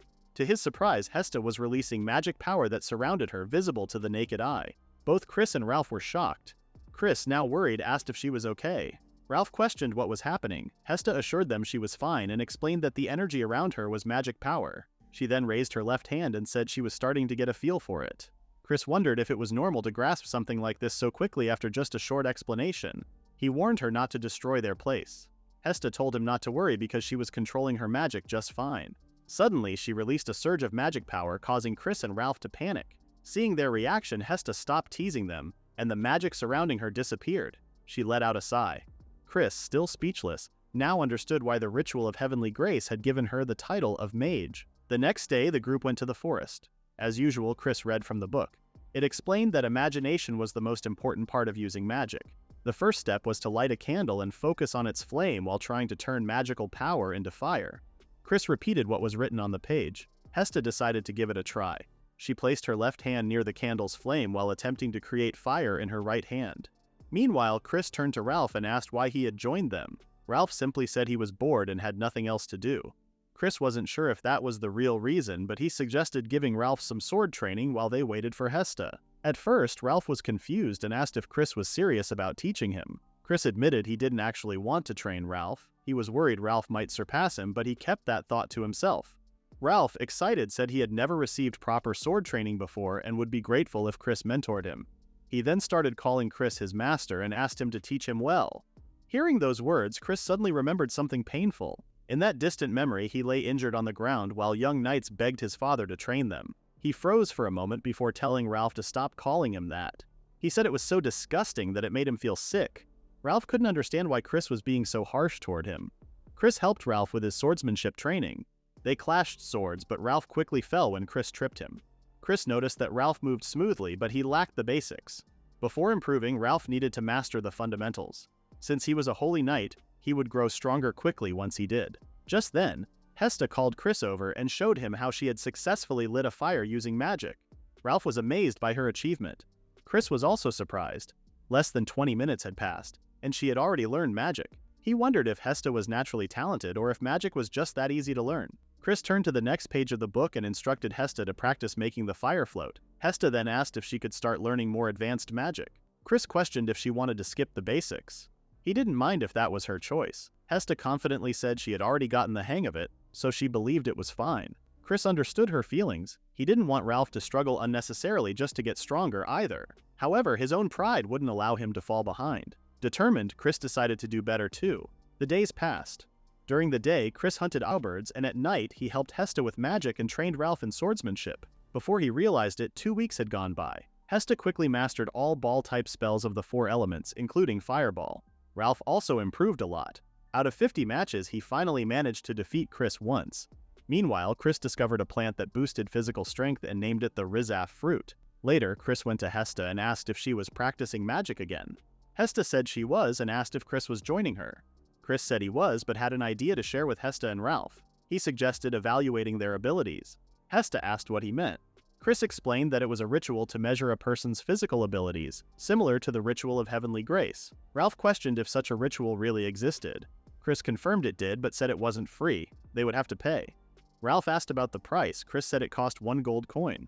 Everyone went quiet for a moment until Ralph reacted in shock, complaining that it was too expensive. Frustrated, he asked who would spend that much just to check their abilities. He argued that it wouldn't even help them get stronger. Chris agreed, but explained that the evaluation could give them a clear and detailed understanding of their current abilities. Ralph insisted that they wouldn't have any trouble even without knowing their exact power. Hesta agreed and also pointed out that 1 gold coin was too much. Chris, however, said it wouldn't hurt to know their abilities. If they could see how much they needed to improve, they could train more effectively. For now, he offered to pay for it. Ralph refused, saying he would rather spend a gold coin on 10 days' worth of luxurious meals. Chris wondered who would waste a whole gold coin just to spoil Ralph. He made it clear that while he wouldn't force Ralph to get evaluated, that didn't mean he would just hand over a gold coin instead. Ralph sighed, realizing he might not have a choice. Hesta agreed to go since Chris was covering the cost. Chris then suggested they should leave before the church closed. Hesta quickly followed while Ralph hesitated. In the end, he decided to tag along, thinking of it as a free meal. Later at the church, Graham was surprised to see Chris visiting with a group. Chris told him that he wanted the 2 people behind him to have their abilities evaluated. Graham understood and asked for their adventurer cards along with 2 gold coins. Afterward, Ralph and Hesta checked their adventurer cards. Chris asked if everything showed up correctly. Hesta said it looked fine and was surprised that all the details were recorded so thoroughly. Ralph, on the other hand, was shocked to see that his abilities were lower than he had expected. Chris then asked Ralph to show him the card. Ralph hesitated for a moment and asked Chris not to laugh. Chris promised he wouldn't. When he looked at Ralph's adventurer card, he saw that Ralph was indeed a holy knight with a special skill called Divine Protection and normal skills, Holy Strike and Guardian's Roar. It was just as Chris had expected, but Ralph was still quite strong. Ralph nervously asked for Chris's opinion. Even though Ralph had only hunted goblins so far, his stats were already high. Once he started fighting different kinds of monsters, his abilities would improve even more. He lacked stamina, endurance, and agility, but that was likely due to his leg injury. Chris stared at Ralph for a moment, making him nervous. Then he told Ralph that his stats were exactly what one would expect from a holy knight. He even said that once Ralph's leg healed, he might surpass him. Ralph felt confused. He wondered if his abilities and stats were considered high. Since his strength was only 10, he thought he was weak. Chris admitted that he had only seen his own abilities, so he wasn't sure what was good or bad. Chris then asked to see Hesta's adventurer card. As expected, her magic power stat was high since she was a mage. She also had a special skill called Magic Recovery and a normal skill called Magic Surge. Chris wasn't surprised by her magic power, but felt confused when he saw Magic Surge. He asked Hesta if it was mentioned during the Ritual of Heavenly Grace because he didn't remember her talking about it. Hesta also found it strange. The ritual hadn't mentioned Magic Surge, but she assumed the priest either ignored it or forgot to tell her. Chris had experienced something similar. He was told he had poison resistance during the ritual, but it turned out to be poison immunity. He figured that Hesta's normal skill wasn't something granted by the ritual, but something she had from birth. Ralph wondered if he was actually stronger than Hesta or if his abilities weren't as low as he had thought. Chris agreed that it might be true and revealed that Ralph's stats were actually higher than his. Ralph didn't believe him and asked to see his adventurer card, saying it would only be fair. Chris didn't mind and showed his card to both of them. As expected, Ralph was confused when he saw how the stats were split in an unusual way. Chris explained that the numbers on the left showed his original abilities, while the numbers on the right showed the boosted abilities from another power. Ralph asked what he meant by that. Chris explained that his abilities increased because of a special plant he ate every day. Ralph was shocked that the dried grasses he had seen had such strong effects. He called it unfair and demanded to have some too. Chris reminded him that the plants were poisonous and said he could eat them if he was ready to die. Ralph had no response. Chris then pointed out that Ralph was actually luckier since he had received the title of a holy knight. Ralph felt embarrassed for a moment, but quickly decided to focus on working harder to become stronger. Chris agreed that it was the best thing to do. Afterward, in town, Ralph and Hesta got ready for something important. They were finally moving on from hunting goblins and taking on bronze-ranked quests. Chris would go with them, but only watch from behind. Their quest was to hunt a group of loud frogs in the southwestern fields. These creatures were large, frog-like monsters that croaked loudly. Their main attack was stomping from high jumps, and their mucus carried a mild poison that caused numbness and pain when touched. Fighting one was easy, but dealing with a whole group was more challenging. Still, it was a good test for a bronze rank. Hesta asked Ralph if he remembered their plan. Ralph thought for a moment and recalled that he was supposed to handle the frogs that came close while Hesta took care of the ones farther away. Hesta confirmed he was right. Ralph started to worry and asked Chris if such a simple plan would really work. Saying it out loud made him doubt it even more. Chris flicked his forehead and told him to stop whining so much. Ralph protested, saying Chris didn't understand how scary the quest was for them. But Chris simply told them it would be fine and urged them to keep going. As time passed, Hesta quickly mastered arrow-type magic spells after first mastering all the ball-type spells. Ralph also made great progress with his daily sword training. They kept hunting goblins until Hesta learned the arrow-type spells. By then, both had become strong enough to defeat bronze-ranked monsters without trouble. Chris only accompanied them, knowing they wouldn't be in danger no matter what happened. Not long after, the group came across the Loud Frogs. Ralph felt excited to fight something other than goblins, especially since these creatures weren't even humanoid. Before they started, Chris reminded them to follow their training, keep their distance and aim carefully. The two understood and prepared for battle. Hesta and Ralph silently stared at the Loud Frog, which stared back at them. Chris had heard that Hesta's magic could defeat a goblin in one hit, but this was his first time seeing it in real combat. Suddenly the Loud Frog attacked, leaping high into the air. Chris chose not to interfere, but he grew worried when he saw that Hesta and Ralph were too focused on it and hadn't noticed the others approaching from the sides. Realizing the danger, he quickly called out to Hesta, warning her that two Loud Frogs were coming from the right. He told her to leave the one in the air to Ralph and take care of the ones on the right. Though flustered, Hesta quickly formed a ball of wind in her palm and fired it at the approaching Loud Frogs. One of them was instantly destroyed, leaving Chris speechless. He couldn't believe such a small spell had that much power, especially since it was a beginner-level spell. He wondered if Hesta was holding back to avoid damaging the surroundings, as the spell looked smaller than the one she used in training. Either way, Chris was relieved to have her on his side, though he now knew he had to be extra careful when facing magic users in the future. Hesta then finished off the second Loud Frog and proudly told Ralph. Meanwhile, Ralph had successfully defeated the first Loud Frog. Though he looked exhausted, he had still managed to take down a monster on his own. Chris smiled, realizing that even though he had given instructions, the two had handled the Loud Frogs with ease. Now that the tension had settled, they should be able to finish the job without any trouble. Soon after, the three of them stood in the middle of the dead Loud Frogs. They only needed to defeat 20, but they ended up taking down 30 in total. Hesta began calculating their reward. For each extra frog, they would earn 1 copper coin. That meant they would receive 6 silver coins in total, with each of them getting 3 silver coins. Ralph cheered. Until now, their daily earnings barely covered their living costs, which were 5 copper coins. But today, they had earned more than 10 times that amount. Chris had walked the same path as them, so he fully understood how they felt. Ralph told Chris that he might have gotten stronger. Chris reminded him that he was the one who trained him, so it was only natural for him to improve. From his point of view, it was strange that they had been so scared earlier. Ralph then admitted that no matter how much he trained, he could only beat Chris once in a dozen tries.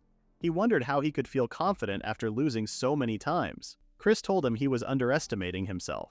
Even though Ralph's stats were high and his most suitable job might be a farmer, Chris had trained in swordsmanship since childhood. He knew that someone with a leg injury wouldn't win that easily. At that moment, Ralph finally understood. He wasn't weak, Chris was just strong. Chris paused, looking serious, then told Ralph to have at least a little confidence in himself. Chris knew there were plenty of people stronger than him, but there was no reason to mention that now. Ralph might not be the smartest, but he tended to overthink things. If he got too confident, he became annoying, but if he got too discouraged, he was just as bothersome. It was a tricky balance. Chris turned his attention to Hesta and mentioned that her magic was in good shape. It was his first time seeing magic used against a monster, but with Hesta's current strength, he believed she could even handle silver-ranked monsters. Hesta shook her head, saying she still had a long way to go. She remembered how she would have been in trouble if Chris hadn't warned her about the approaching monsters. Since she didn't have much combat experience yet, she planned to keep improving by fighting different monsters at the bronze rank. Hesta was quite serious, but at least Chris didn't have to worry about her becoming overconfident and making mistakes. She learned magic quickly, and was good at analyzing things on her own. Unlike Ralph, she would grow stronger even without Chris watching over her. Chris told them that he wouldn't be joining them anymore after this quest, and asked them to continue handling quests on their own. Ralph said they wouldn't have any trouble as long as they kept up their pace like before. Hesta assured him that they wouldn't let their guard down and would complete more quests properly. Chris then reminded them to save up 5 platinum coins to heal Ralph's leg injury. After that, they could finally function as a full-fledged party. Ralph had never imagined saving that much while earning only 5 copper coins a day, but now he could see it happening. Hesta also promised to do her best. The days passed as Hesta and Ralph continued hunting on their own and training with Chris afterward. Meanwhile, Chris focused on hunting as many owlbirds as he could. They all saved the money they earned from their quests, and everything was going smoothly. They were finally just 5 gold coins away from their goal. At that point, Ralph and Hesta asked Chris to leave the rest to them. Without hesitation, Chris agreed and spent a week alone in the Bayonne forest. A week later, he returned home, wondering if the two had managed to earn the 5 gold coins by themselves. As he opened the door, he found Hesta and Ralph kneeling with serious expressions. Confused, Chris asked if they had been sitting there the entire time, waiting for him. Hesta glared at him and called him out. She then held out her hands, revealing 5 gold coins. She proudly stated that they had saved the last 5 gold coins safely, and thanked Chris for everything he had done for them. Ralph then admitted that at one point, he had thought they didn't need to team up with Chris, but now, he was truly glad they had. Chris, however, told them that they hadn't accomplished anything yet. If they wanted to thank him, they should wait until they had truly achieved something. He felt embarrassed by the situation. Ralph insisted that they were only expressing their gratitude. Not only had Chris paid for Hesta's magic book, but he had also covered the cost of Ralph's surgery. They were both truly grateful to him. In response, Chris simply told them that if they were really that thankful, they should pay him back someday. After all, making them stronger was something that benefited him as well. Hesta said they could repay Chris someday with their current progress and skills. However, if they had never met him, they wouldn't have come this far. Ralph added that it was all thanks to Chris that they realized someone could grow from almost nothing to great heights. But taking the first step was the hardest part. They both agreed that this was a debt of gratitude that money could never repay. Chris felt a bit embarrassed but understood how they felt. He told them to keep getting stronger. That would be their way of thanking him. The two eagerly agreed. Hesta then asked when Chris planned to go to the royal capital. Chris said he would probably go after saving up more money. Ralph was confused since he thought Chris would leave right away. Chris reminded him that the doctor from the Healers Guild had also mentioned needing metal slime oil. More importantly, they needed extra money for travel expenses. The two had completely forgotten about that. Chris assumed they had already planned everything out since they promised to handle the rest, but it turned out they had only saved exactly 5 gold coins for the surgery. They admitted they had forgotten about the cost of travel. Chris assured them there was no need to rush. If it was just for travel expenses, they could save up quickly. Before going to sleep, Ralph shared how excited he was to finally move freely again. Chris reminded him that he still needed rehab before he could move properly. Ralph said that wasn't a problem. He also looked forward to finally working as a proper party after so long. Hesta nodded in agreement and Chris felt the same. Chris wanted to fight strong opponents and gain combat experience as a team. Once he became stronger, he planned to travel the world. Following the locations in Otto the Botanist's travel journal, he hoped to collect poisonous plants with unknown effects. Eventually, he also wanted to find the skill fruit mentioned in the book. It was said to be hidden somewhere in the world because of its rarity and danger. Hesta was already feeling sleepy when she suddenly remembered something and called out to Ralph. She recalled that Ralph had some information to share with Chris. After a moment, Ralph finally remembered. He explained that at the Adventurers Guild, he had heard a rumor about someone who might be Chris's younger brother. Chris's expression darkened. Ralph had planned to tell him earlier, but he got so excited about saving money that he completely forgot. Chris asked what the rumor was about. Ralph hesitated, saying it wasn't a big deal and that there was no guarantee it was actually about Chris's younger brother. However, Chris, in a cold voice, told him to stop wasting time and just say it. Ralph felt a sudden chill and sat up from his bed. He then shared what he had overheard. Some adventurers were talking near the request board claiming that a hero candidate had enrolled in the Royal Capital's Academy. That was all.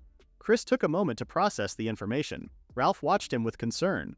Chris knew that alone wasn't enough to confirm whether it was Klaus or not. However, given the timing, there was a high chance it was him. He then asked the two to gather more information about Klaus in the Royal Capital. They both agreed to help. Chris reassured them that he wouldn't drag them into his plan to kill Klaus. But if he ended up forming a party, he might need them to deal with Klaus's party members. Ralph said that at first he didn't want to be involved in a real killing, but he didn't mind helping Chris. He realized that instead of living a normal life, it was much more exciting to be bold, even as a villain. Hesta admitted she felt the same way. If she had lived an ordinary life, she would never have gotten the chance to risk everything in a fight against a hero. She was also curious to see how much her magic had improved, and whether she could stand against the hero's party. She believed they only had one life to live and suggested making the most of it. Chris couldn't help but smile. He was truly glad to have formed a party with them. The next morning, Chris made sure that everyone had remembered everything. Hesta told him not to worry. Ralph cheered as they set off for their first adventure together as an official party. As they walked through the busy streets, Chris suggested switching to a carriage. Ralph said the distance was short enough to walk and asked if Chris did not want to walk. Chris said walking would waste time. He explained that carriages from Real Zad to the Royal Capital ran many times a day, and that they had enough money to pay the fare. Hesta said it would cost 1 gold coin for the 3 of them. Chris agreed to take the carriage. Hesta said that a fully packed carriage would not go very fast, and that Ralph could walk faster. She suggested it would be quicker if each of them rented a horse. Renting a horse for a day cost 6 silver coins, and with the extra cost for lodging, it would become very expensive. Chris admitted he did not know much about that and wondered if it was true. Ralph said they could reach their destination a little after noon and suggested walking. Chris did not argue any further. The group walked along the road that led to the royal capital, and it would only take them a few hours to reach it. While they had time to spare, Ralph suggested that they talk about their past. Chris agreed, but he said he had already shared everything before. Ralph thought otherwise, since Chris had only spoken about his childhood. When Chris asked what more he wanted to know, Ralph quickly brought up whether Chris ever had a girlfriend. Hesta showed signs of worry at that moment. Chris admitted that he might have carried his current wish for revenge if he had ever experienced love like that. Hesta seemed relieved after hearing this.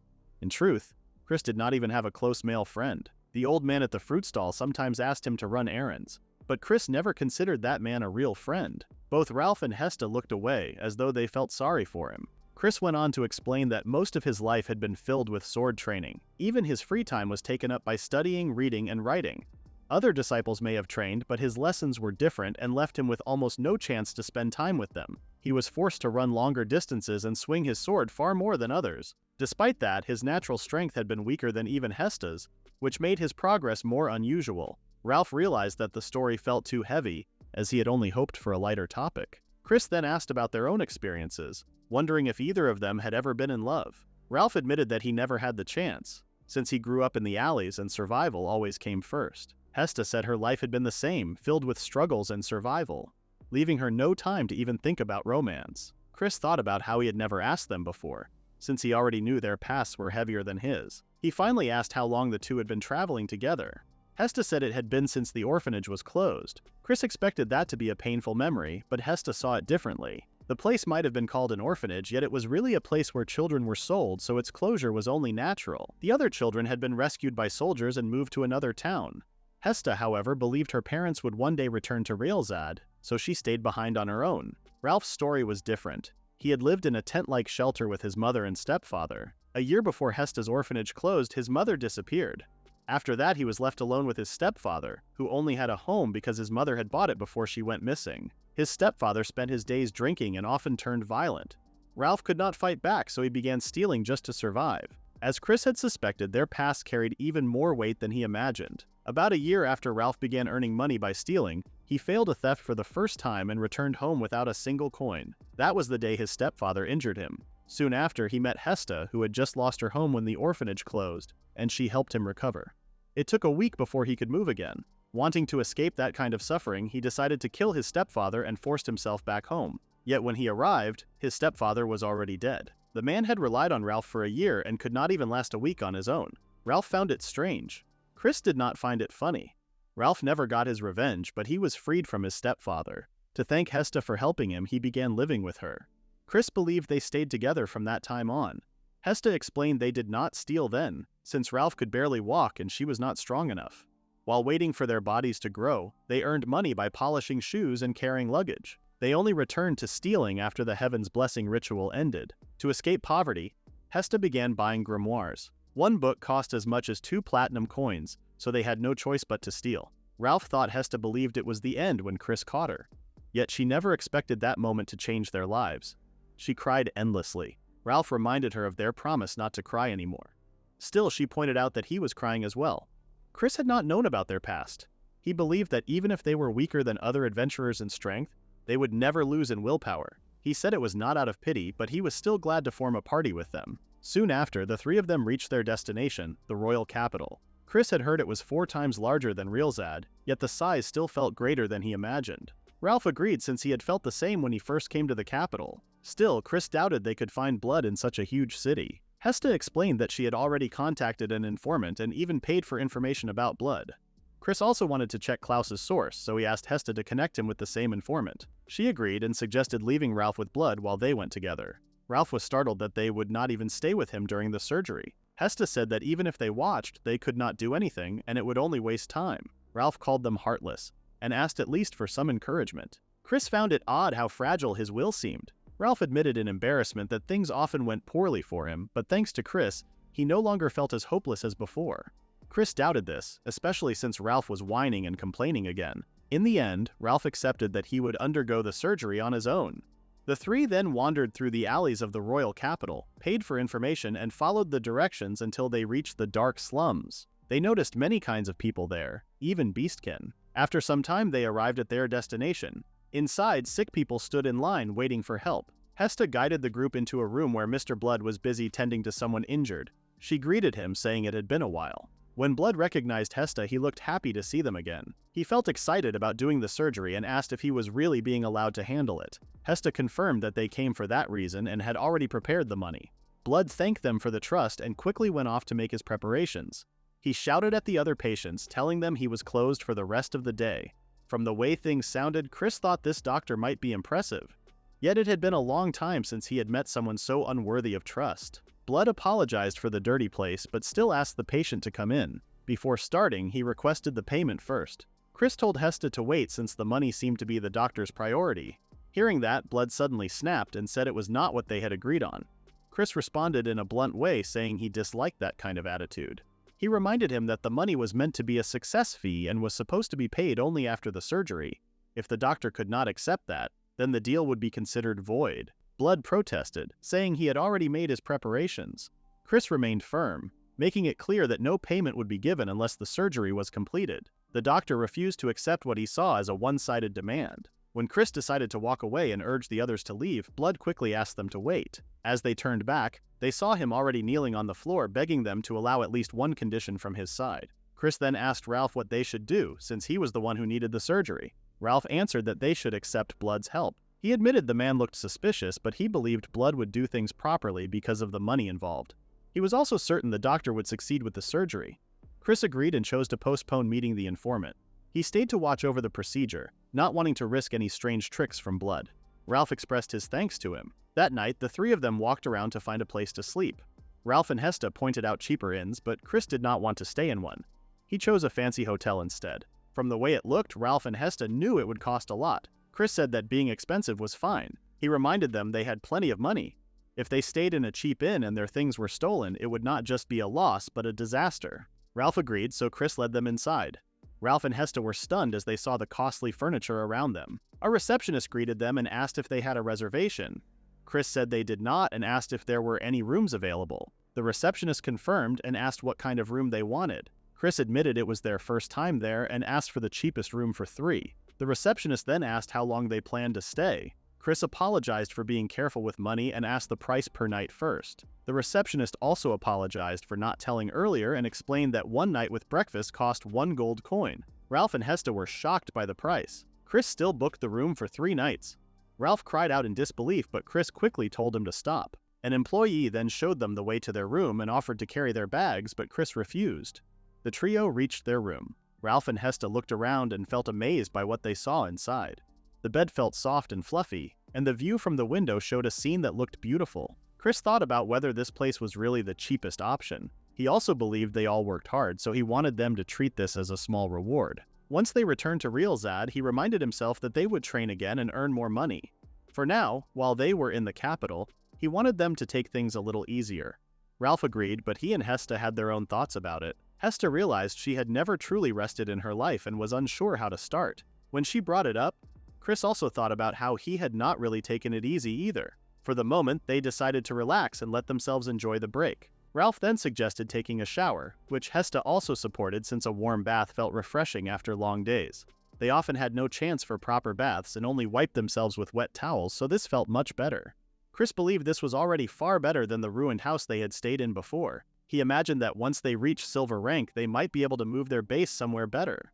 For now, he planned to keep saving money so they could eventually buy their own house. If that happened, he could even start raising more poisonous plants to study. Ralph thought it was a big dream, but still a good goal to aim for. Hesta supported the idea as well, which made Chris happy to see. Only a few months earlier, Ralph and Hesta would not have been able to handle challenges the way they could now, and their growth gave him pride. While Chris took his turn in the bath, Hesta and Ralph stepped out to the balcony. They still could not believe they had the chance to stay in such a place. Hesta once thought the gift ceremony would change her life, but it did not really make any difference.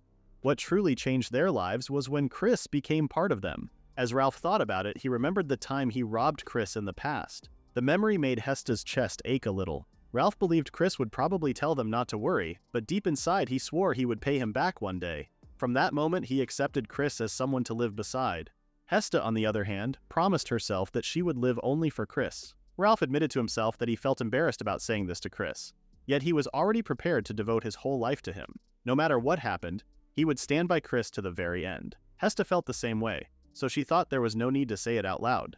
For now, she wanted Ralph to focus on getting surgery and healing quickly so he could become useful to Chris. Ralph believed his own effort could solve that, and once he recovered, he planned to grow strong enough to give his life if needed. Hesta also vowed to learn magic even with the risk of death and to study as much as she could. When Chris finally came out of the bath, he noticed the two outside and wondered what they were celebrating. The next day, the group returned to Blood's clinic. Chris checked if Ralph was ready in mind, and Ralph confirmed he was. Blood apologized for what happened before, but Chris cared less about apologies and more about making sure the surgery succeeded. Blood told them to trust him. He explained that he would first use a numbing paste made from lazuli leaves to paralyze the body, then give a sleeping drug from Demir fruit to put Ralph to rest. The operation would begin after that, so it would take some time. Chris did not mind since he was willing to wait as long as needed. As soon as Ralph drifted into sleep, Blood took out his scalpel and began to treat the injured legs. The stories Chris once heard about Blood turned out to be true. He saw with his own eyes that Blood had the skill and knowledge of a real master doctor. No matter his rough nature, Blood's surgical ability was something worthy of respect. By the next morning, Blood confirmed the surgery went well. He said he used a special recovery medicine he ordered, and if they waited around 3 days for the wounds to heal, the treatment would be finished. It might take some time before Ralph could walk again, but if his recovery stayed smooth, he would move just like before. Chris thanked him, saying he truly gave help. Blood brushed it off, saying he only did what he could, and then asked for the payment. Chris wished Blood could change his attitude since it kept him from earning more. Chris explained he could not pay the full fee yet. He handed over 3 platinum coins as advance payment, and promised the rest once 3 days passed. The stitches were removed and no problems remained. Blood accepted the deal, though he seemed more excited to hold a real platinum coin than the agreement itself. Chris quietly watched him act foolish for a while. Blood finally thanked them, accepted the plan, and said he would step out for a while, leaving Ralph in their care. From how things turned out, Chris felt he was right to make the remaining fee a later payment. Soon after, Ralph slowly opened his eyes. He felt numb and realized the medicine had not worn off yet. He thought back to the surgery and wondered if it had really ended. Chris stayed close and told him the operation seemed successful, but reminded him it was still too early to relax. If the recovery went well, Ralph would be able to move again just like before. Ralph looked at his bandaged leg with worry but still gave his thanks. Chris told him it was too soon for gratitude and suggested they focus first on returning to the hotel. After arranging what they needed, Chris and Hesta left together. They headed toward a bar where Hesta mentioned there was an informant on the 2nd floor. Inside, the room was crowded with customers. Hesta moved ahead, asked for a drink, and gave a respectful bow to the master before returning to Chris's side. She signaled him to follow, guiding him through the hallways. They stopped before a door and Hesta knocked twice. Someone opened it, leading them inside. At the center of the room sat a man covered in tattoos, who recognized Hesta from a past visit. She explained it had been a while, but she had come again to ask for information. The man asked how the earlier information turned out, and Hesta said it had led them to the doctor. Pleased with the result, the man wanted to know what details they were after this time. Chris spoke clearly, asking for information about a person named Klaus. The man showed surprise at the name, then with a grin turned his attention to Chris, curious about who he was. Chris calmly introduced himself as Hesta's ally. The man promised to remember the name and began to question if the one being asked about was truly Klaus. He wondered if it was the same Klaus who had been mentioned before. He admitted he knew that Klaus, but he also pointed out that the information he held came at a high price. Chris thought this kind of knowledge would only become common later, so he believed it would not be a big problem to hear it now. Still, he grew curious about what dangerous secrets the man might be hiding. Chris assured the informant that he could pay. The man was pleased to hear that and agreed to speak. He explained that Klaus was a gifted talent who had earned the title of Sword God through the blessing of Providence. As a chosen candidate for the next hero, he was already drawing great attention from the king. 6 months earlier, Klaus had left his hometown and moved to the royal capital. He was now studying in a national training school, a place where only the most promising talents were gathered. After saying this, the informant paused and asked for more payment. Chris gave him another gold coin and the man continued. This year, the capital was filled with remarkable figures. Among them were the sage, the necromancer, and even a holy knight who had already gained recognition before receiving their blessing. There was also the war princess, who happened to be the king's daughter. In the middle of all these names, the one praised the most was Klaus, the sword god. Soon they were expected to enter a real dungeon as a group. The man spoke about how people were speculating on what kind of party these 7 outstanding individuals would form. It was currently the most talked about subject in the capital, and the choice of members was said to rest entirely with the class. When it came to the dangerous rumors, the man lowered his voice. He claimed Klaus was secretly giving money to a criminal group called the Maginus, which controlled much of the crime in the capital. There was also another rumor linking him to an underground group known as Under Eye, made up of adventurers who had been expelled. Chris found it hard to believe that Klaus would take such risks. Someone so well respected and under constant attention seemed to have no reason to deal with criminals. Even so, the informant admitted that nothing had been proven yet. It could still be nothing more than false whispers spread by those who envied or hated Klaus. Chris began to think that the information might not be reliable. However, the informant firmly believed it was the truth. He suggested that perhaps Klaus thought a real hero needed to control both the light and the dark sides of the world. By forming ties with the underworld, Klaus might even be searching for someone important. When Chris heard this, an icy shiver ran down his spine. As they walked back to the hotel, Hesta worried about Chris and asked if he was doing fine. Chris believed he had already stayed hidden from attention and chose not to search for more information, though he assumed Klaus was still trying to find him. While resting on his bed, Ralph felt excited for dinner to arrive. Chris checked on him, and Ralph said he had slept well, though his legs felt strange even if they did not hurt. Chris felt relieved, but still reminded him not to push himself until the stitches were removed in 2 days. Soon, an employee arrived with breakfast. He hoped they could take their time and enjoy the meal. Ralph was moved and wondered if they were truly allowed to eat it. Hesta became curious if wealthy people always ate like this. They began their meal, and even Chris trembled at how delicious the food tasted. Hesta felt cheerful while enjoying the dishes, and Ralph was glad to share such good food together since it had been a long time since their group was officially formed. After the meal, Chris left as he had planned. Ralph promised to follow with Hesta later once the stitches were removed. Before seeing Ralph's recovery through to the end, Chris chose to return to Realzad first. He felt uneasy leaving the two behind, but since Klaus was still after him, this was the safest decision. The only thing he regretted was not being able to taste the next day's breakfast he had already paid for. Hesta laughed it off and promised that someday they would enjoy another meal together.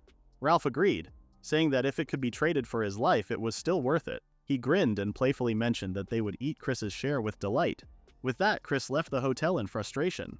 Night came and Chris decided to rest. He drank some water while thinking about the tasty food he had eaten that morning.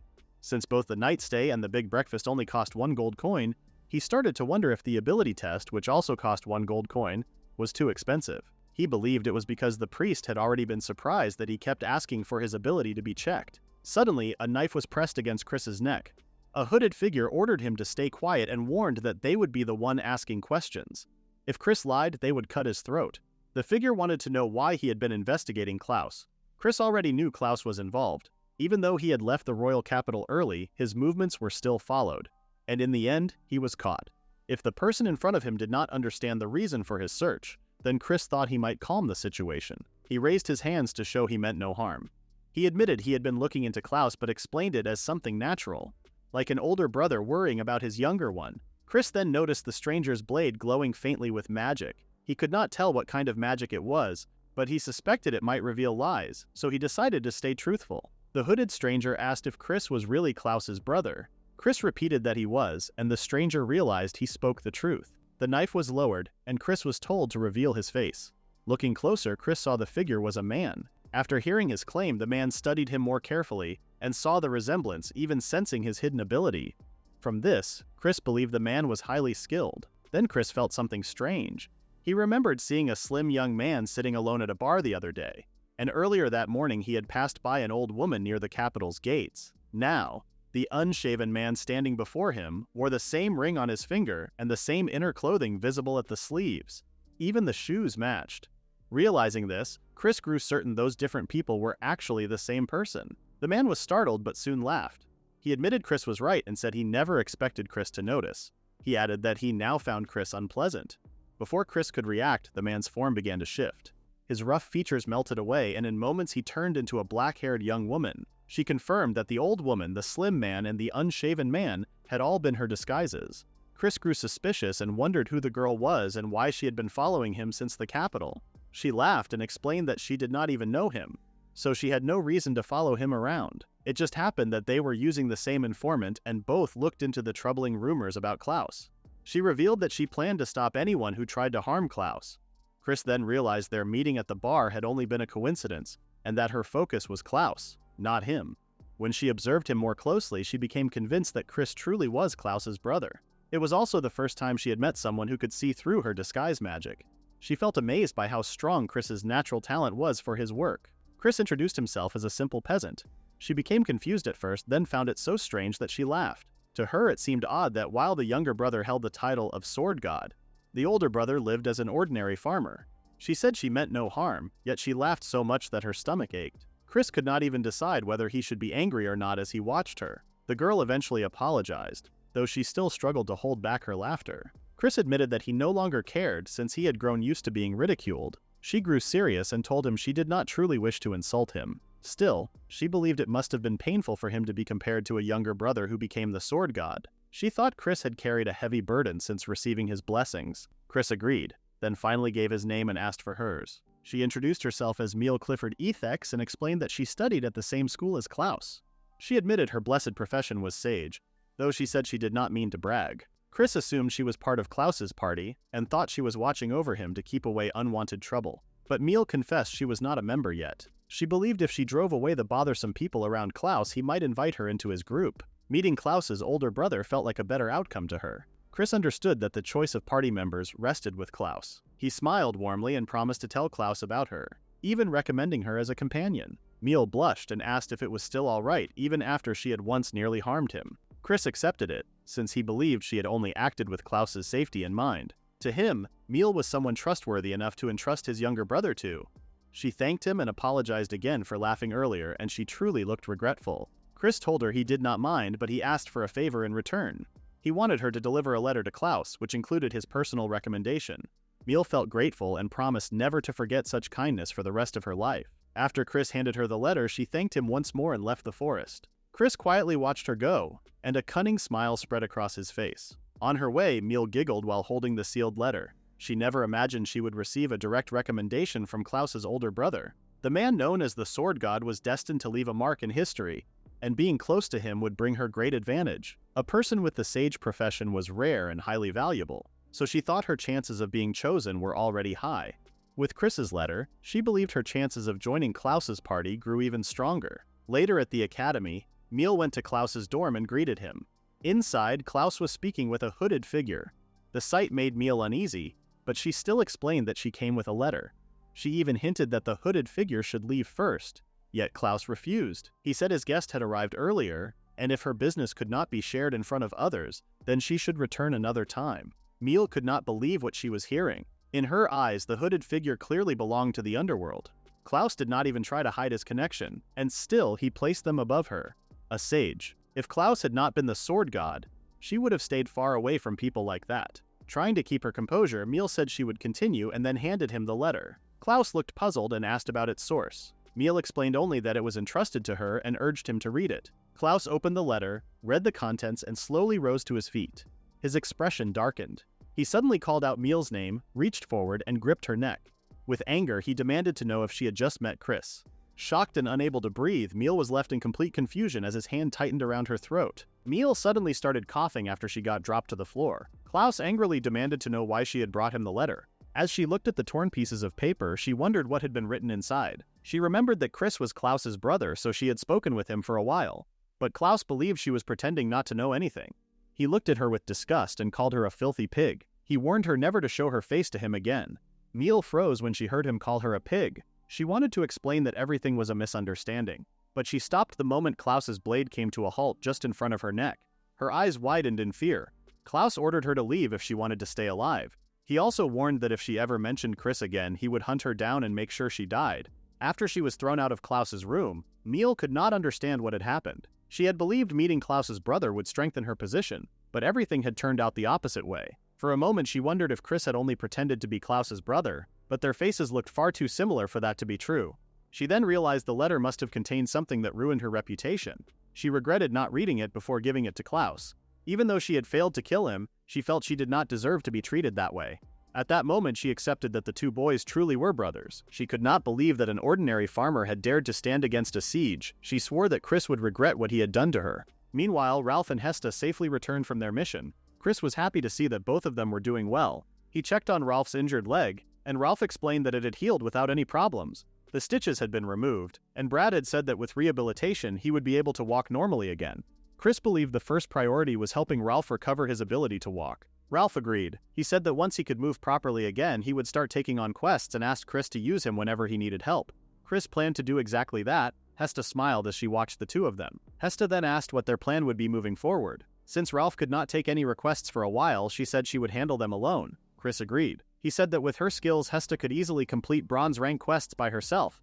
Even so, he suggested they work on those quests together for now. His idea surprised both Ralph and Hesta. Hesta asked if he was really planning to take quests with her. Chris explained that they would not work as a team on the same quest. Instead, each of them would accept a different job and head to separate marked locations. During her quest, Hesta would take the lead while Chris supported her. Hesta finally understood his plan. She happily accepted his guidance.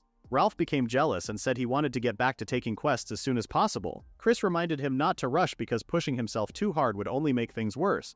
Ralph pouted and admitted Chris was right. Still, he wanted to practice a few swings because he felt restless. Chris agreed as long as he did not put weight on his injured leg. Ralph was happy to hear that and quickly headed outside to train. Before he could leave, Chris stopped him. His serious expression caught their attention. He said there was something important they needed to know. Ralph became worried when he saw how serious Chris looked. Hesta asked if it was bad news. Chris confirmed that it was. He explained that someone connected to Klaus had ambushed him on his way back from the capital. The news shocked both of them. Chris assured them that he escaped without any injuries, but there was a chance Klaus had learned where he was. Ralph asked what they should do next. Chris said those people probably did not know they were living in Realzad yet, so they still had some time. Because of that, he wanted them to move their base to another city once Ralph had fully recovered. The room became quiet for a moment. Hesta then asked if the bad news was about Chris getting attacked. Chris explained that the real bad news was that they would have to leave Realzad. He knew it was the hometown of both Ralph and Hesta. Their friends and memories were there, and leaving a familiar place was never easy. To his surprise, neither of them looked upset. Ralph admitted that even though Realzad was his hometown, he did not have many happy memories there. He said the best memories he had were the ones he made after meeting Chris. Hesta felt the same way. She said she would miss a few people, but she was not against leaving. In fact, she liked the idea of starting fresh in a new city. Ralph nodded in agreement. Chris felt glad to hear that.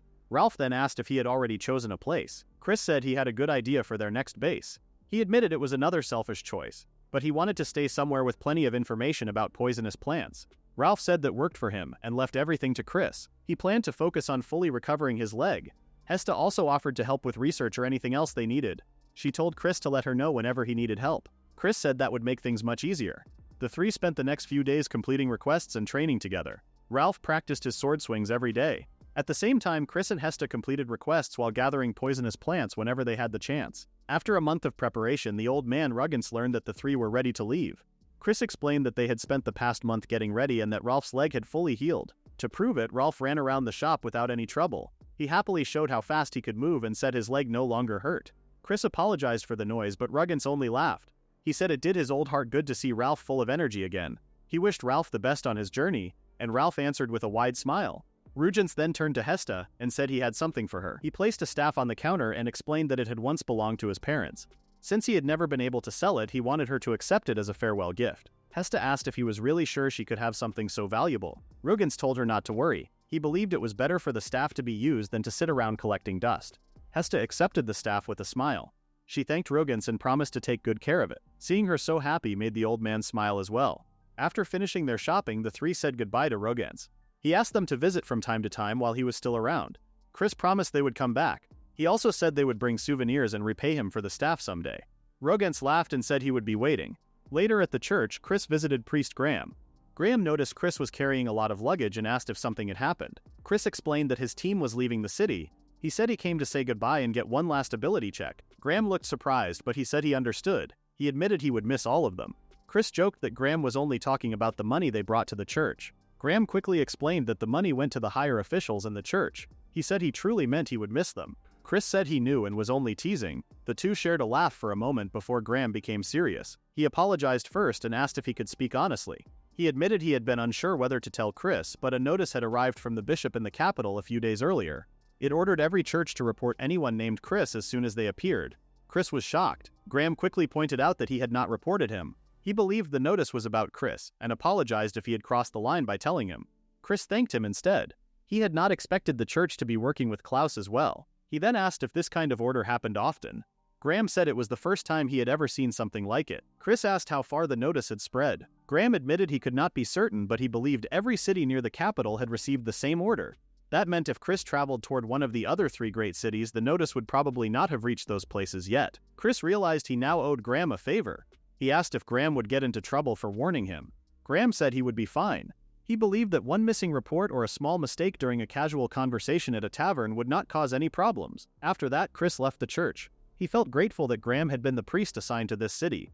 He then told the others that it was finally time to leave the place where they were born. Ralph said he did not have many good memories of the back alleys where he grew up, but he still felt a little sad about leaving them behind. Hesta felt the same way. Meanwhile, Miel felt frustrated. She had spent 3 months searching before she finally found the place where Chris had stayed. However, the inn was already empty. She only had 1 lead left. She entered Ruggens's shop and was surprised to see a new face. Miel disguised herself as an innocent-looking girl and went straight to the point. She claimed she was looking for someone named Chris, who had often visited the shop. The old man confirmed that he knew Chris and remembered him as a good customer. He then asked if she knew Chris. Miel became excited and claimed she was an acquaintance. She quickly asked where Chris had gone. The old man apologized and admitted that he did not know where Chris had gone. He believed that no one else knew either. Using her mana vision, Miel confirmed that the old man was telling the truth. She left the shop feeling frustrated and began cursing outside. She could not believe that she had completely lost Chris's trail. A moment later, she burst into laughter. She realized everything was over. She had lost her chance to get revenge. Ruggens sighed as he watched her through the doorway. She laughed like someone who had completely lost hope. Earlier, before Chris and the others had left, Chris had warned the old man that one of the people chasing them could read minds. Because of that, Chris had told him not to learn where they were going. If anyone asked about them, he only needed to answer honestly. Ruggens rested by the shop window and quietly prayed that Chris and the others were safe. Soon after, Chris, Ralph, and Hesta arrived in the town of Oxtar. The town was smaller than they had expected. Hesta said they had reached it sooner than expected. Ralph said the journey had been so enjoyable that it felt much shorter to him. The 3 walked into town and looked around. Ralph quickly became excited when he saw the food stalls. He wanted to walk around the town and find a good place to eat. Chris reminded him that they needed to find a place to stay first, like an inn. The town was full of people. Ralph became interested in some candied fruit, but Chris reminded both him and Hesta that taking care of their equipment came before anything else. That night, while staying at the inn, Hesta said the town was nice. She liked that it did not have any shady areas like Realzad or the capital. Ralph was not so sure. He joked that if the town had a few back alleys, he would have given it a perfect score. After that, Ralph let out a sigh as he remembered they would begin working as adventurers the next day. He admitted that he still felt tired from the journey. Chris said they had to get started anyway because they had not earned any money for a week. Hesta held her new staff and said she had been eager to fight monsters so she could get used to using it.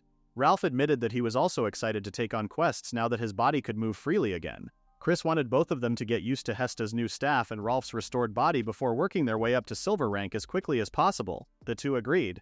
Hesta then asked if Chris planned to accept silver rank quests right away. Chris said he would take one if there were no bronze rank quests available. Still, he personally wanted the 3 of them to complete their first silver rank quest together as a team. His answer surprised both of them. Ralph asked Chris to wait a little longer because he also wanted the 3 of them to reach that milestone together. Hesta admitted it might have sounded selfish, but she wanted their first silver rank quest to be something they completed as a team. Since both of them would be promoted soon, Chris said they could do exactly that. Ralph became even more motivated and Hesta happily agreed. The next day, the Adventurers Guild was full of people who looked proud and full of themselves. When the door opened, everyone turned to look. Chris, Ralph, and Hesta walked inside. As they entered, Chris said they did not seem very welcome. Hesta wondered if that was really true. Ralph joked that everyone staring at them gave him the creeps. A moment later, a man stepped in front of Ralph and blocked his path. He said he had never seen them before. Ralph asked what he wanted and told him to move aside. The man smirked and guessed it was their first day as rookie adventurers. Ralph explained that they had come from another town. After hearing that, the man became even more arrogant. He said that meant they had even more reason to greet him properly. He introduced himself as Grease, the only platinum-ranked adventurer in town. Chris realized that Grease was the strongest adventurer in the guild. Ralph introduced himself and asked if that was enough. Grease immediately became angry. He demanded to know why Ralph was talking back to someone more experienced. He said Ralph should have spoken with respect and asked for his guidance if he wanted to succeed as an adventurer in the town. The other adventurers laughed as they watched. The guild receptionist stood by and did nothing. Ralph was caught off guard and started to apologize, but Chris stopped him. He told Ralph not to apologize because they were no longer the same people they had once been. Grease turned to Chris and asked who he was. Chris said he had no reason to answer. He added that if they could not accept quests in this town, they could simply move to another one. He knew that probably would not happen, but if it did, they would go to Nulfast's Adventurers Guild and tell everyone how they had been treated there. The guild receptionist looked nervous after hearing those words. Grease became even angrier. Even so, he decided to let Chris's attitude slide for the moment. Before leaving, he warned Chris not to come crying to him when he regretted his actions. With that, the arrogant adventurer walked away. Chris thought the city was nice, however, the Adventurers Guild was the worst place there. Ralph asked Chris if he was sure about what he was doing. He thought it might have been better to apologize and move on. Chris told him that he showed kindness to people who treated him kindly, but he fought back against those who attacked him. He said that was how he wanted to live from then on. Hester agreed with him. Things were different now because they no longer had to solve every problem by apologizing. Ralph could not argue because part of him also felt satisfied. For the time being, Chris suggested checking the request board. Everyone in the guild kept staring at the three of them. Chris reached for a request on the board, but another adventurer stopped him.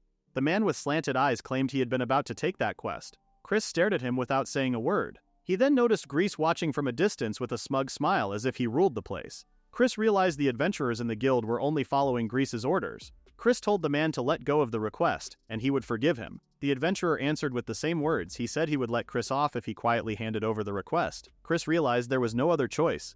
He threw a punch straight at the adventurer's face without hesitation. The hit was so powerful that it sent the man flying across the guild hall.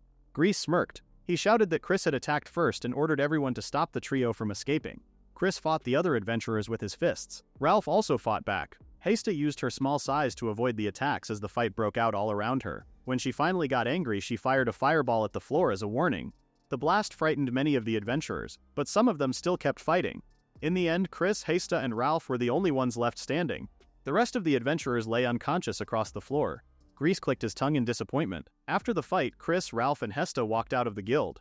Chris said that being banned from taking quests for 1 week was a pretty light punishment. He believed they got what they deserved even though the other group had started the fight. If things had gotten worse, they could have ended up being blacklisted from the guild. Ralph reminded Chris that this was exactly why he had told him to keep a low profile. Chris pointed out that Ralph had jumped in to help him anyway. Ralph admitted he could not just stand by and watch Chris get surrounded by a crowd. Still, he wondered why Chris always seemed ready to fight several people at once. He understood Chris's beliefs, but he wished Chris would choose his opponents more carefully.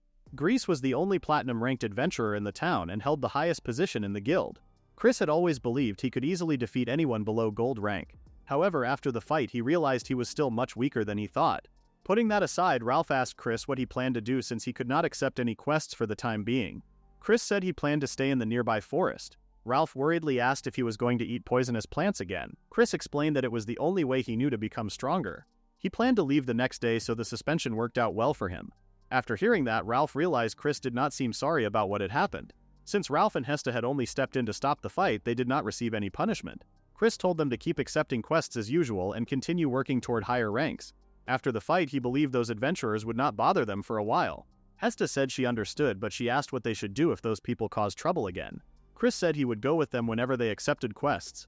If anyone tried to mess with them again, he would hunt them down one by one and make sure they never bothered them again. Hearing that, Ralph was reminded once again of how frightening Chris could be. The next day, Chris noticed that the guild felt much calmer than it had the day before. Since everything looked safe, he decided not to join the others in taking requests.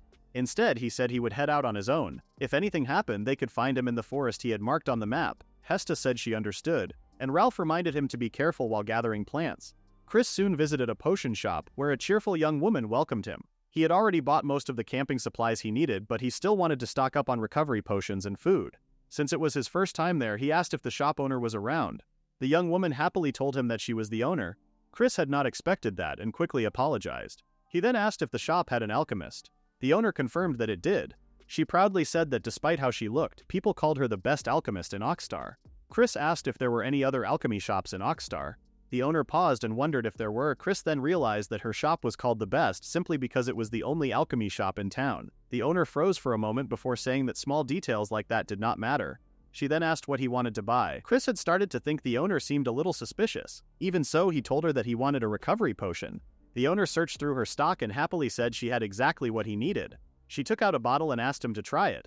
She noticed the cut on his face and suggested he use it. Since she held it right in front of him and offered it for free, Chris accepted the sample. After taking a sip, he felt a cool feeling spread over his wound. He was surprised when the pain disappeared. However, when he looked into a nearby mirror, the cut was still there. He pointed this out to the owner. She smiled and asked if he wanted to know her secret. She explained that she had mixed a plant with cooling effects into a normal recovery potion. She had been trying to improve a cheap potion, and that idea had led her to the recipe. At that moment, Chris realized that she was actually a talented alchemist. He told her that he liked the potion and apologized for thinking she was unreliable. The owner looked disappointed and could not believe he had thought that about her the whole time. Chris told her not to worry about it and asked for the price instead. The owner explained that it was only a low-grade recovery potion, but it still cost 2 silver coins for each bottle. Chris asked to buy 5 bottles. The owner was surprised by such a large order and thanked him with a smile. As Chris took out the payment, he asked the shop owner if she could spare a moment to talk. She froze when she heard his request. Chris watched as she lowered her head and struggled to find the right words. She quickly apologized and said her shop was not that kind of place. She begged him to stop buying her potions. Chris stared at her in confusion. The shop owner assumed he wanted to do something inappropriate and told him to go somewhere else. Chris could not believe what he had just heard. He angrily asked what she was talking about. He explained that he only wanted to ask her for some information. Still feeling nervous, she covered her chest and asked if that was really all he wanted. Chris had enough. He turned toward the door and said he no longer wanted the potions because talking to her had already worn him out. Before he could leave, the shop owner grabbed his backpack. Chris told her to let go, but she dropped to her knees and apologized again. She begged him to buy her potions because business had been terrible lately. She admitted she was in serious trouble and promised she would do anything. She asked him to forgive her for making strange assumptions and saying something rude. Chris looked annoyed, but he finally agreed to buy the potions as he had planned. After that, he asked for the information he came to get. The shop owner became overjoyed and thanked him again and again. At that moment, Chris realized she was even more troublesome than Ralph. Once she calmed down, Chris asked what she knew about Carlisle Forest. She looked surprised because she did not expect that question. She explained that she often visited the forest and knew it very well. Chris then took a book from his waist bag and opened it to pages filled with poisonous plants. He asked her if she recognized any of the plants in the book. He also wanted to learn more about the monsters and poisonous plants found in the forest. The shop owner carefully looked through the pages until she found a familiar drawing. She pointed to the purple fruit with white spots and said she had seen it many times before. She explained that the fruit grew all over Carlisle Forest and that everyone had been warned never to eat it because it was highly poisonous. Chris smiled when he heard that. If the forest really had lizard fruits, then that was exactly what he needed. The owner warned Chris about the plants he should never eat in the forest. One of them was the fruit she had already mentioned, but there were 2 more dangerous plants. The first was called Jimpy. It had heart-shaped leaves covered in poisonous thorns. People believed that anyone stabbed by its thorns would die. Chris thought those thorny plants were easy enough to avoid. Even if the poison did not kill him, the sharp thorns alone were reason enough to stay away. The second plant was called onganil. Chris was shocked when he heard the name.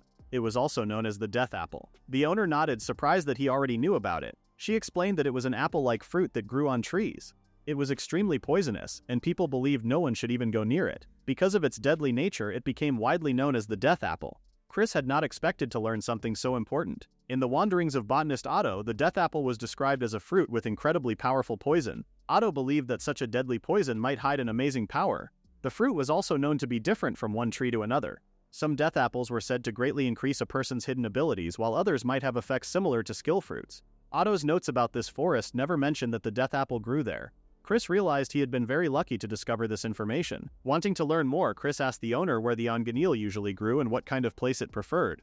The owner apologized and admitted she did not know those details. Since everyone believed the plant should never be approached, she doubted anyone had ever studied it closely. Chris realized she was right and apologized for getting carried away. The owner told him it was not a problem. He also understood that very few people besides Otto and himself would ever search for poisonous plants on purpose.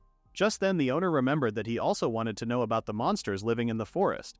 She said she had only heard rumors about them. According to what she heard, a huge bird-like monster lived deep inside the forest. Chris asked what kind of monster it was. The owner apologized again and explained that it was only a rumor, so she did not know any details. She also said the forest was not known for having especially powerful monsters because adventurers often hunted them down. Because of that, the forest was considered a fairly peaceful place. Chris nodded and said the information had been very helpful. He felt like he had received more than his money's worth from the potions he bought. The owner smiled and said she was happy to help. She explained that she knew a lot about plants and monster materials, so he was always welcome to visit her shop whenever he needed something. She then realized they had not introduced themselves. She introduced herself as Chantel, an alchemist, and asked for his name. Chris simply told her his name was Chris. Chantel said she would remember his name and hoped he would visit her shop again. Chris said he would stop by whenever he had the chance. After leaving the shop, Chris looked back one last time and saw Chantal waving goodbye. He thought she was the kind of person he was not very good at dealing with. Even so, he had learned useful information and had also bought what seemed like a helpful potion. If he planned to stay in Oxstar for a while, becoming a regular customer at her shop might be a good idea. Chris soon arrived at the entrance of Carlisle Forest. He looked around and saw other adventurers scattered across the area. If they had been Grease's men, he knew he would have been in trouble. However, the adventurers recognized him as the one who had clashed with Grease earlier. They chose to stay away from him and headed toward the hunting grounds farther into the forest. When Chris realized that, he felt relieved. It was better than getting caught up in more trouble. Chris continued deeper into the forest and killed every monster he came across. So far, he had only found goblins. The forest did not seem to have any unusual monsters compared to Pisha Forest. He wondered if this was what a normal forest was like. That made him think Duke Eurus's influence in Pisha Forest had been much greater than he first believed. As he went farther in, Chris found a goblin nest. That explained why he had run into so many goblins. The cave was large enough to be considered a stronghold. He wondered if he should destroy it. Without wasting any time, Chris charged straight toward the entrance. The two goblins standing guard reacted too slowly and he cut them down before they could fight back. A goblin archer suddenly appeared above the entrance and fired several arrows at him. Chris quickly dodged the arrows, rushed toward the archer, and cut it down with a single strike. With his sword covered in blood, Chris stepped into the cave. Several goblins wearing simple armor rushed to meet him. Among them stood a larger goblin that he recognized as a hobgoblin. Chris guessed it was the leader of the nest. Around it were 5 goblin warriors. Chris easily defeated the goblin warriors as he moved closer to the hobgoblin. The hobgoblin tried to stop him by swinging its weapon in a wide attack, but Chris leaned back and avoided the strike. He quickly steadied himself, pointed his sword forward, and rushed ahead. His blade pierced the hobgoblin's chest. The monster collapsed to the ground without moving. Chris then turned his cold gaze toward the remaining goblins. Terrified, they fled deeper into the cave. After clearing out the goblin nest, Chris went deeper into the forest and finally found what he had been searching for. Trees with purple fruits covered in white spots stood all around him. He had not seen any near the forest entrance, but deep inside, there were many reserve fruits. Since they were dangerous if someone ate them by mistake, he guessed the trees near the entrance had been cut down on purpose. He also believed the forest had the perfect conditions for reserve fruits to grow. Since the fruits helped build muscle, he decided to collect as many as he could. Chantel had admitted she did not know much about them. Along the way, Chris also found some raisin grass and a few J mushrooms, although there were not many. As Chris reached for more plants, he suddenly stopped. Something felt wrong. He looked around, trying to figure out where the strange feeling came from. It reminded him of the time he met Duke Eurus, but this felt different. It was not like a powerful enemy was coming toward him. Instead, it felt as if he had walked into the territory of something dangerous that was hiding nearby. He guessed it was the strange bird Chantel had mentioned. As he continued deeper into the forest, Chris noticed something unusual. At first, he thought he had found a dead body. Then his eyes widened when he saw a small tree growing out of a goblin's corpse. The tree was still young, but he immediately knew it was what he had been looking for. It was Onganir, the death apple. Without wasting any time, Chris harvested it. As he did, a thought came to mind. It was only a theory, but Otto's book had explained that every Onganir was different. Its effects could change greatly depending on the individual tree.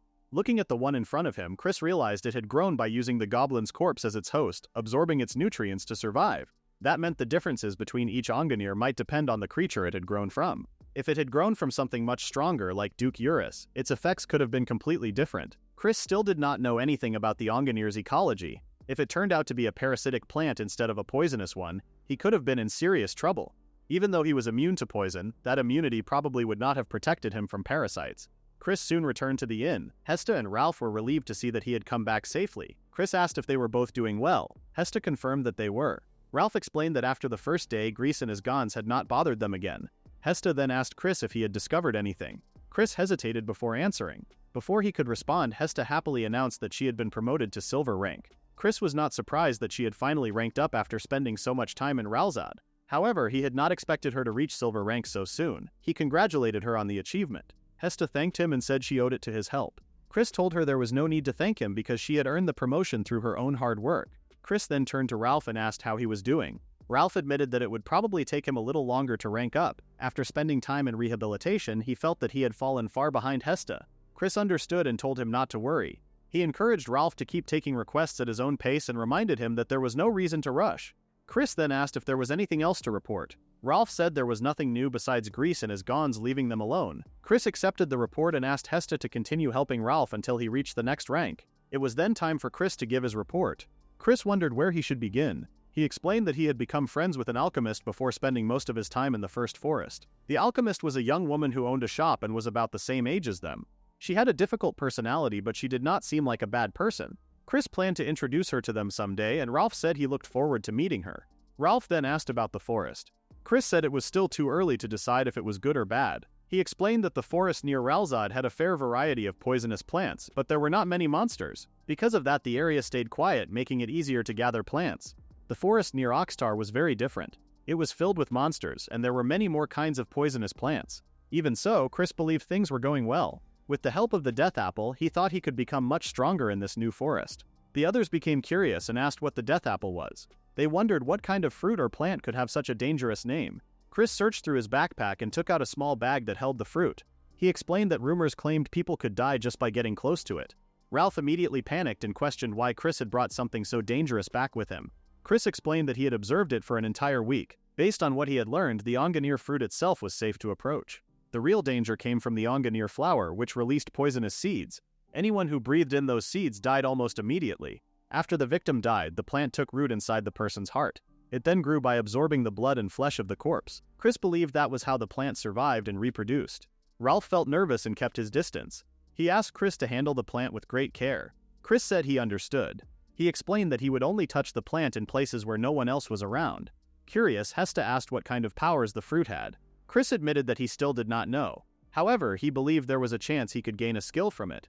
His answer shocked both Hesta and Ralph. Hesta asked if someone could really gain a skill that way. Ralph also questioned whether such a thing was even possible. Chris explained that it was only a possibility. He would not know the truth until he finished investigating it. Hesta suddenly became serious. She realized that if skills could be gained through a method other than the rite of heavenly blessing, then Chris's skill might be a power that surpassed even the gods. Ralph quickly agreed. He thought Chris's skill was unbelievable. It not only made him physically stronger, but it also gave him the chance to learn new skills. To Ralph, that was completely abnormal. Chris let out a tired sigh and said they were making too much of it. The next day, Chris returned to the Adventurers Guild. As soon as he walked inside, the other adventurers glared at him and laughed among themselves. While Chris walked through the middle of the guild, Grease stood up and grabbed his shoulder. He told Chris not to ignore them.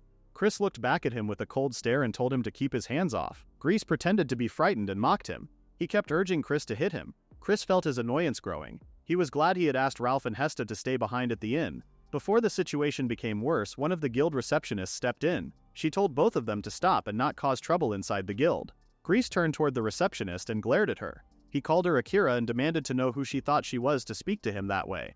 He then asked if she understood what would happen to the guild if he decided to quit. Akira stood frozen and pale and did not know how to respond. Chris could barely hold himself back.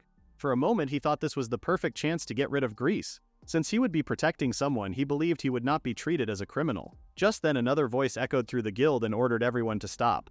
The speaker called out Grease by name and made it clear that enough was enough. Everyone turned toward the voice and saw Michael, the guildmaster, stepping in. His sudden appearance surprised everyone in the guild. Chris remained where he was and quietly waited to see what would happen next.